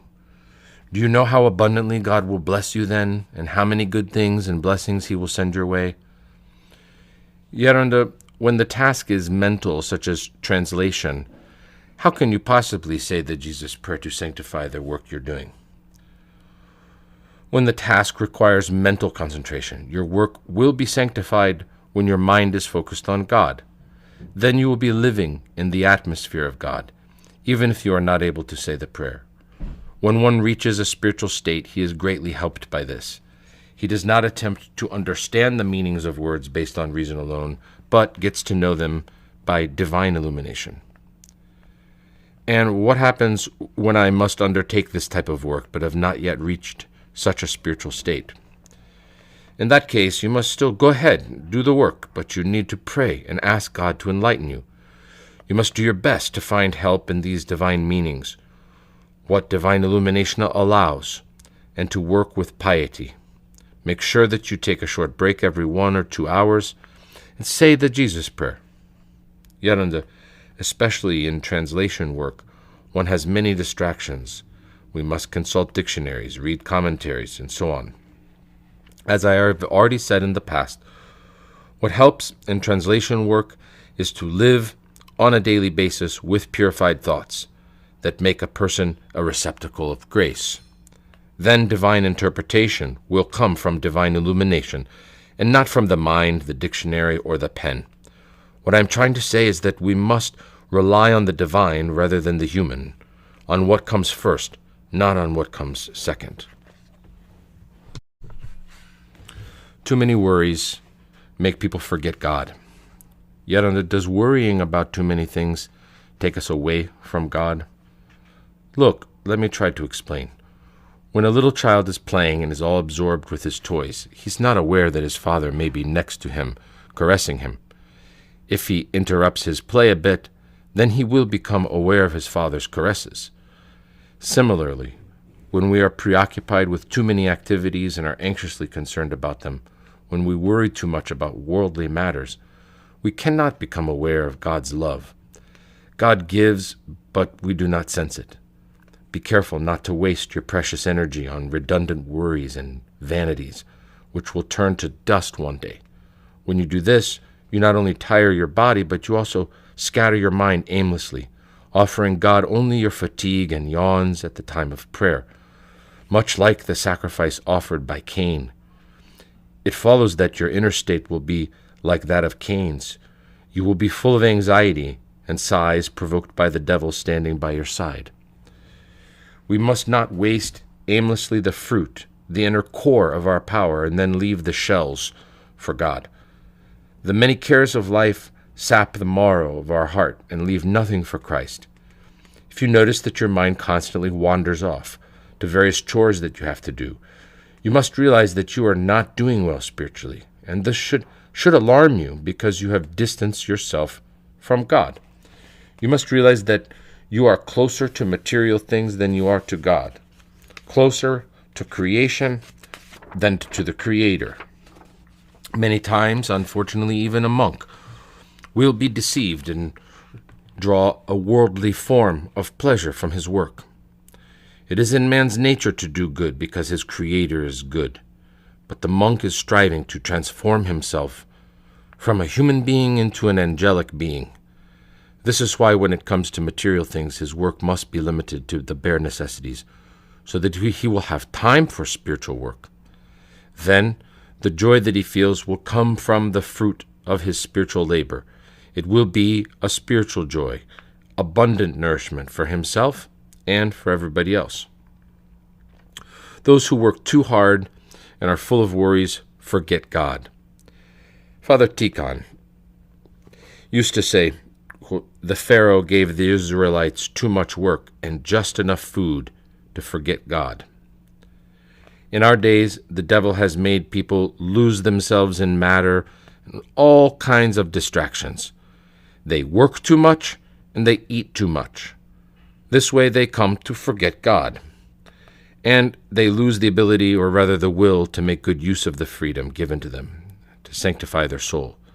Fortunately, however, and against the devil's desires, there is a good side to this. People are so busy that they don't have enough time to sin as much as they would have liked to.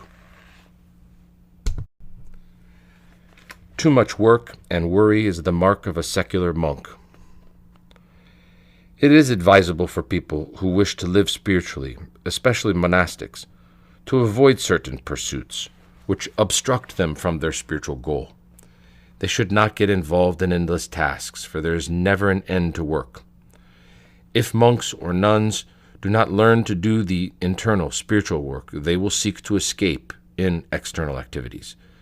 People who attempt to complete endless tasks will end their lives with all kinds of spiritual imperfections, and when they reach the end of their road, they will repent for having done so. it will be too late because their passport will have already been issued. After all, it's necessary to take time off from work, even for a short while. When we reduce the number of our chores, there will come naturally a bodily rest and a thirst for inner spiritual work, which comforts and never tires us. Then the soul will breathe an abundance of spiritual oxygen. Fatigue from spiritual work does not make us tired. Instead, it rests and refreshes us because it lifts us and brings us closer to our loving Father where our soul rejoices. When physical fatigue lacks a spiritual sense, or rather when it is not the result of a spiritual need, and therefore justified, it rouses anger in man and makes him rough. Even the most tamed and good-tempered horse, when overworked, will start kicking and developing a bad temper, despite the fact that normally they are supposed to become more gentle with age. There are some things that can always be left out, so that spiritual matters may take precedence. Too much work and too many worries will make a monk secular, and give him a secular sensibility. His life will then be full of stress and secular anxiety, and he will experience in this life a portion of hell, endless cares, worries, and disasters. But when the monk has no concern for material things, and is instead mindful only of his salvation, and the salvation of all human beings, then he has God as his steward and men as his helpers. Do you remember the incident with Father Gerondios and his spiritual son? See Athonite Fathers and Athonite Matters, hail to PAISIOS of the Holy Mountain. Also available on Athonite Audio. To continue, Father Gerondios had asked the Panagia to provide some water for him and his disciple to drink, and the Panagia, like the good mother that she is, opened a crack in the rock wall of the asketion from which the holy water gushed out for them to drink. Later, the young monk began gathering stones and soil near the spring and building terraced gardens. He became so busy with construction that he neglected his spiritual duties. But the water was not enough for all these works, and so he took a chisel and widened the crack so that more water would come out. The Panagia then dried out that spring and caused the water to flow at a point much lower from the asketerion, as if she were telling him, "If you want gardens and distractions so badly, go and carry the water from afar." Distractions and spiritual parasites go hand in hand. Yaranda, weren't you upset when, after having labored hard to set up one kili, you would leave it and go elsewhere? I would not have left without serious reason. And everywhere you went, you did only the necessary things? Yes, I did only the necessary things for down here, so that I would have time to do the necessary things for up there, for heaven. If you lose yourself in earthly pursuits, you will also lose your way to heaven. You do one thing, and then you want to do another, yet another, and another. And if you get stuck in this gear, you've lost your way. Lose yourself in the world, and you will lose heaven. As our heavenly pursuits are endless, so too are the affairs of life here on earth. You have a choice. Either you get lost on earth, or you get lost in heaven. Can you imagine what it means to lose yourself in heavenly pursuits? Oh, how I would be absorbed by the Jesus prayer. Has that ever happened to you? When we work too hard and in a hurry, the result is fatigue and distraction, and neither will help us in the spiritual life. For they displace our vigilance and agitate our soul. Under such conditions, one is not only incapable of praying, but he cannot even think. He cannot act with prudence, and therefore his actions are not right. So be careful not to waste your time aimlessly, leaving no time for your spiritual life, because you will reach a point of being so agitated inside that you will no longer be able to do your spiritual chores. Instead, you will try to get involved with some work, or start a conversation, or even look to create a problem to keep you busy. When we neglect the Jesus prayer and our spiritual duties, the enemy gets hold of our spiritual heights, and he begins his assault from up there, using both our flesh and our mind as his weapon. Thus he renders useless our physical and spiritual strengths, and by cutting off our communication with God, he leads our soul to be taken prisoner by the passions. Father Tikhon used to tell monks that they should live ascetically to free themselves from worldly cares and not to work like laborers and eat like men living in the world.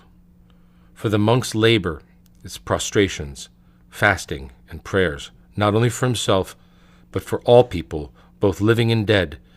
And then he must also do some physical labor for the necessary things of this life, to avoid becoming a burden on others.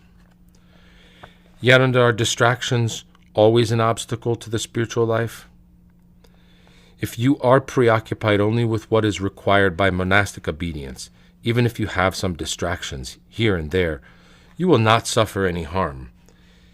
If your concern for the service assigned to you in the monastery, or for the help you provide to a sister, does not exceed the appropriate limits, then your only desire will be for the Jesus prayer, and your help to others will be positive.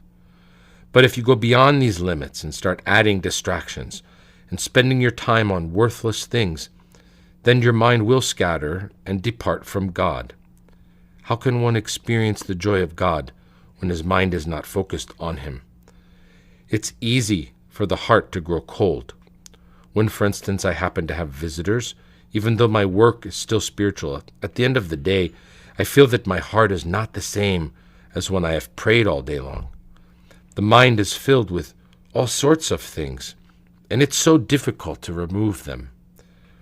Whenever you can, throughout the day, try to say the Jesus prayer, mentally, noetically, and also to chant in a low voice.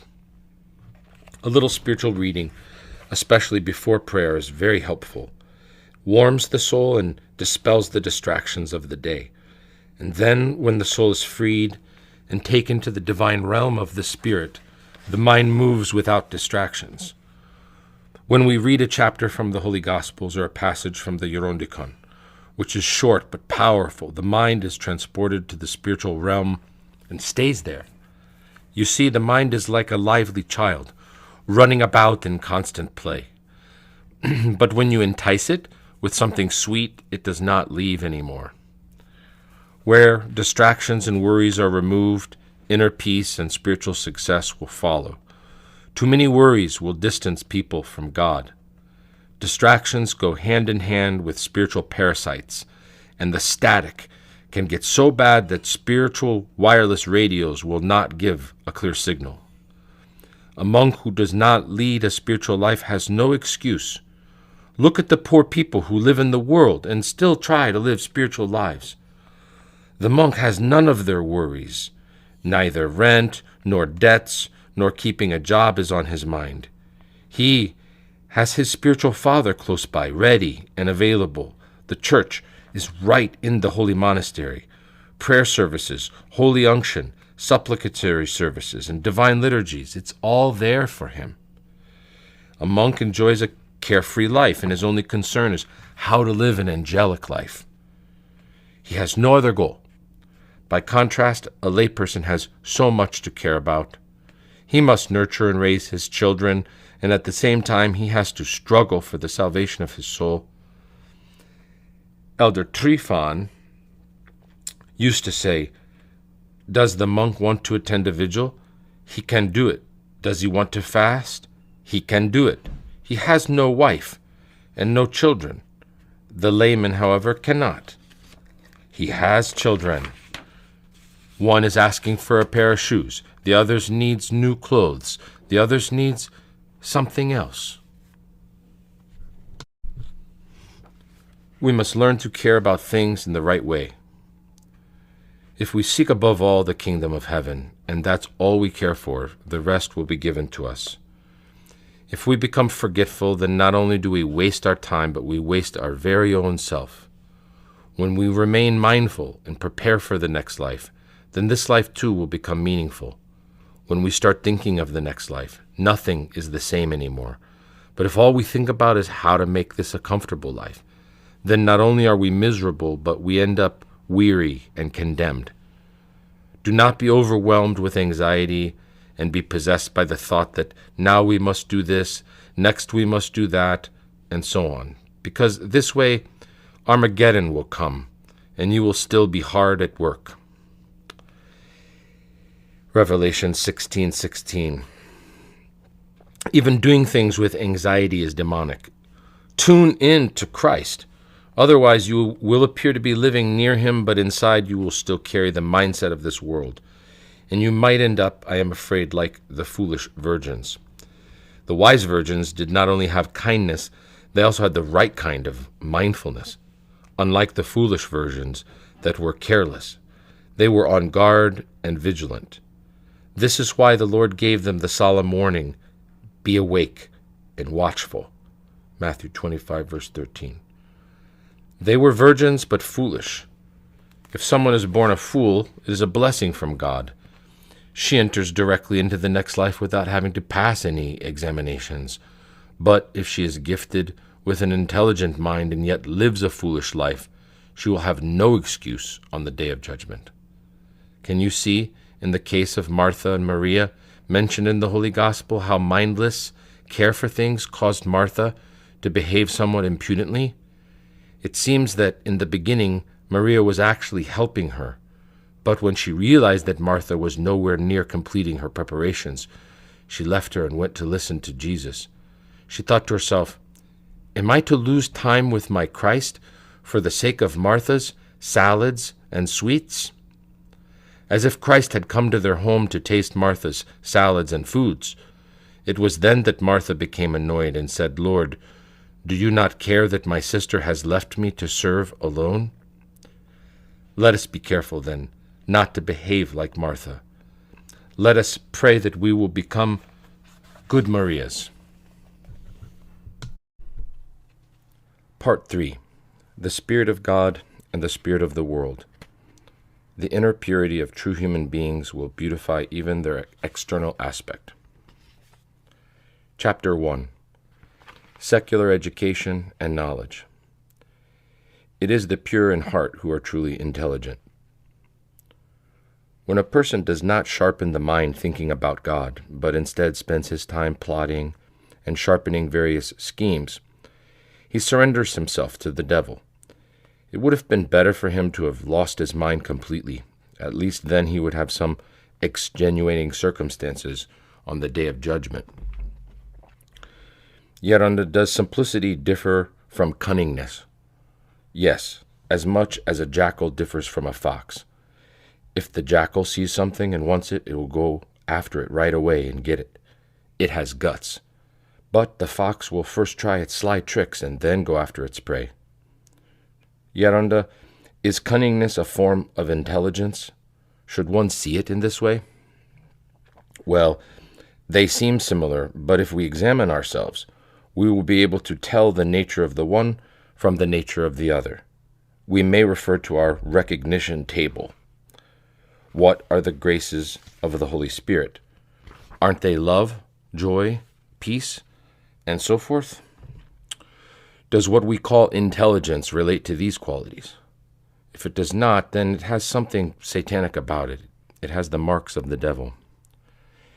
It is the pure in heart, those who have been cleansed of their passions, who are truly intelligent. True intelligence requires holiness of mind. If the mind does not become sanctified, intelligence will be good for nothing. Look at the journalists and politicians, for example. They're very bright, but because their mind is not holy, they will often say a great deal of nonsense with their clever remarks.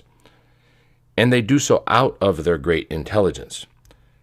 If man does not make the best out of his mind, the devil will. If man does not put his intelligence to good use, the devil will use it for something evil. You mean that if man does not make good use of his intelligence, he grants the devil the right to intervene. If man does not make good use of his intelligence, rights are granted to the devil automatically. When we do not work spiritually, we adulterate the good, and then evil is entirely of our making. The devil has nothing to do with it. If a smart person, for example, will not use his mind, he will become lazy. If he will not put his mind to work, what use is his intelligence? Can someone who is intelligent but suffers from various passions have correct judgment. First of all, he must be careful not to trust his mind, because if he is indeed a spiritual man, he will be deceived, and if he is a worldly man, he will go mad. He should not trust his thoughts. He must ask around and seek advice so that he may sanctify his mind. In general, we must seek to sanctify everything we have. When our mind becomes holy, discernment follows. Without holiness, intelligence cannot lead to spiritual discernment. On the other hand, a simpleton may mistake a deceived man for a saint, and an effeminate person for a pious soul. But when a bright person is cleansed of his passions, he becomes especially discerning. Yet how does that happen? In order to purify an intelligent mind, we must not accept any telegrams from the devil, nor have crafty, wily thoughts. Instead, our mind must work with goodness and simplicity. This is how we come to think clearly, through divine illumination. And when this happens, we can look into the hearts of others and not come to conclusions using human criteria. Yet, is discernment related to knowledge? Discernment comes from divine enlightenment. We may be spending most of our time reading the fathers of the church, having correct knowledge of certain things, striving spiritually, and praying, and yet possess no discernment. Discernment comes from divine enlightenment, and that is an entirely different matter. Was the world better in the old days, Yaronda?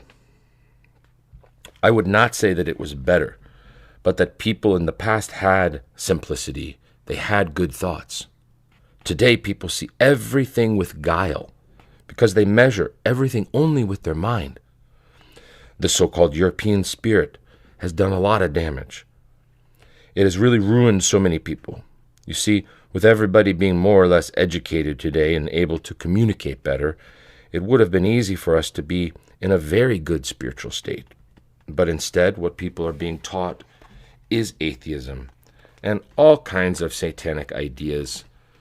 And so all our education has become worthless, and it's difficult to understand each other. In the old days, it was difficult to relate to someone if he were not a pious person or lacked education. I remember once how a monk became scandalized when he heard the name of Gregory, Pope of Rome.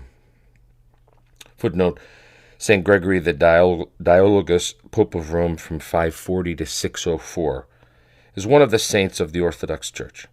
He wrote 4 books of dialogues, and that is why he's called the Dialogist. His feast day is celebrated on March 12th. To continue. When he heard the name of Gregory, Pope of Rome, mentioned at the presanctified divine liturgy, he thought they were commemorating the Pope of Rome. I never expected it, he said. You have become papists. And he walked out of the church. Do you see what ignorance can cause? Ignorance is a dreadful thing. The greatest harm is done by people who have a sound piety but lack a sound mind. Not being able to discern correctly, they create all kinds of problems. Without divine illumination, knowledge ends in disaster. If people would only put the brakes on their speeding minds, not only would their mind find rest, but it would be more receptive to divine grace. Without divine illumination, knowledge ends in disaster. Those who strive and labor for their spiritual life have their mind illumined by God. They receive divine illumination, divine experiences, and these give them foresight, so that they don't see things only through their own understanding. A short-sighted person sees clearly the things that are close, but not what is far away. As for a person with normal vision, well, he may be able to see a bit farther, but that too is not an accomplishment. We cannot have more than 2 physical eyes, but we can have many spiritual eyes. Those who distance themselves from Christ are deprived of divine illumination because they foolishly exchange a sunny place for a sunless one. This is why they suffer from spiritual colds and other such ailments. If man is not purified, if divine illumination does not come to him, no matter how sound his human knowledge might be, it will remain, as I see it, nothing more than rationalism. If there is no divine illumination, whatever they may write or say will not help others. Consider, for example, the Psalter, written with divine inspiration. What profound meanings it contains. Gather together, if you want, all the theologians and all the philologists of the world, and you will see that they are not able to compose one psalm with such spiritual depth. David was illiterate, but you can see clearly how he was guided by the Spirit of God. The church is suffering today because divine illumination is missing, and each person understands things as he wishes. The human element gets involved, passions are aroused, and the devil comes in and roams all over. This is why people who are governed by their passions should not seek to govern. In other words, yet should people constantly seek guidance and illumination from God? Yes, because otherwise the solutions that they will give to their problems will be nothing else than the work of their mind. And this will only end up in confusion. Conferences, symposia take place all the time.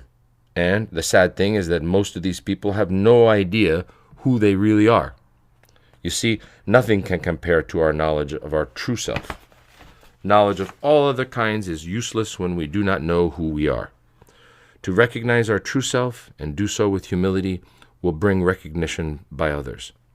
If some people could realize who they really are, the sorry state of their soul, they would have no words to speak to anyone, nothing to say. Once, someone complained to me, "There isn't a single Orthodox to represent Orthodoxy in conferences abroad." He went on, as if it were the end of the world. I said to him, when God asked Prophet Elijah, "What are you doing here in Horeb, Elijah?" He answered, "I am the only one left, and they seek my life." And God replied, "There are 7,000 people in Israel who have not bowed to worship Baal." Do you see how the prophet felt alone, even though there were 7,000 faithful there? You likewise are despairing despite the existence of so many faithful. What do you think our own Pantocrator is? Footnote, Pantocrator is used exclusively of Jesus Christ, means the ruler, almighty ruler and redeemer of the universe. An icon of Christ, Pantocrator, is usually painted at the highest point of the church, which is at the top of the main dome. Is he like the Pantocrator on a dome of a church cracked by an earthquake, a mere mosaic that we're trying to save from collapse with the aid of the archaeological service? In America, he replied, there is no one. But I have gotten to know many faithful from America, I answered. Yes, he told me, but the Catholics are always plotting against us. What I know is that many Catholics are disappointed with papism and are returning to orthodoxy, I countered. Isn't it true that when Patriarch Demetrios went to America, many Catholics themselves were saying, the Patriarch is a true Christian while the Pope is a merchant? Were not these Catholics speaking out of indignation? Why then are you saying that Catholics are always plotting to enter orthodoxy, to adulterate it? What about God? Where is he in all this? Or do you think the devil can prosper just unhindered? Unfortunately, Western rationalism has had its influence on certain Eastern Orthodox leaders who are members of the Eastern Orthodox Church only in body. In spirit, they really belong to the West, which they consider to reign over the secular world. But if they were to view the West spiritually, to see it in the light of the East, in the light of Christ, then they would be able to discern its spiritual twilight. For the light of the intelligible sun, the light of Christ himself, is disappearing from the West, and a deep darkness is slowly setting in. All these gatherings and conferences, footnote, in this statement, the elder does not mean to include all conferences, but only those convened to discuss matters that have already been settled by the Church, or that have been determined by the Holy Fathers, or that do not need to be discussed. To continue. All these gatherings, conferences are the work of the evil one. The leaders, they're engaging in endless discussions on issues that need no discussion, issues that even the Holy Fathers never addressed in the past. All these are meant to confuse and scandalize the faithful and drive some of them to heresies and others to schisms, so that he can gain more ground. Ah, the misery and confusion they bring to people. And why is that? It all starts with neglecting one's spiritual work. Then comes the conviction that one is really a spiritual person, and finally he ends up saying all sorts of nonsense. A child does not know much, but with the natural purity of its mind, it always finds the right thing to say to you. By contrast, a highly educated person whose mind is clouded by demonic influence can tell you the most blasphemous things. The person who constantly sharpens his mind with knowledge, but lives a life apart from God, will eventually turn his mind into a double-edged sword. With the one side of the sword, he will slowly be putting himself to the slaughter, while with the other side of the sword, he will be slicing people to pieces with all kinds of absolute human views, sharpened by his unyielding mind. When human knowledge becomes sanctified, it can help others, but if it lacks holiness, then it's only a human construct. It is the work of a mind ruled by secular reason. When the mind is not holy, it resembles an iron rod that has no magnetic power. Even though it strikes other metals to weld them together, it can only bend them out of shape. It has no welding power whatsoever. This is the sad state of today's world.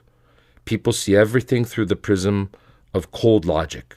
This kind of logic is really destructive. Doesn't the Apostle Paul write, "Knowledge puffs up"?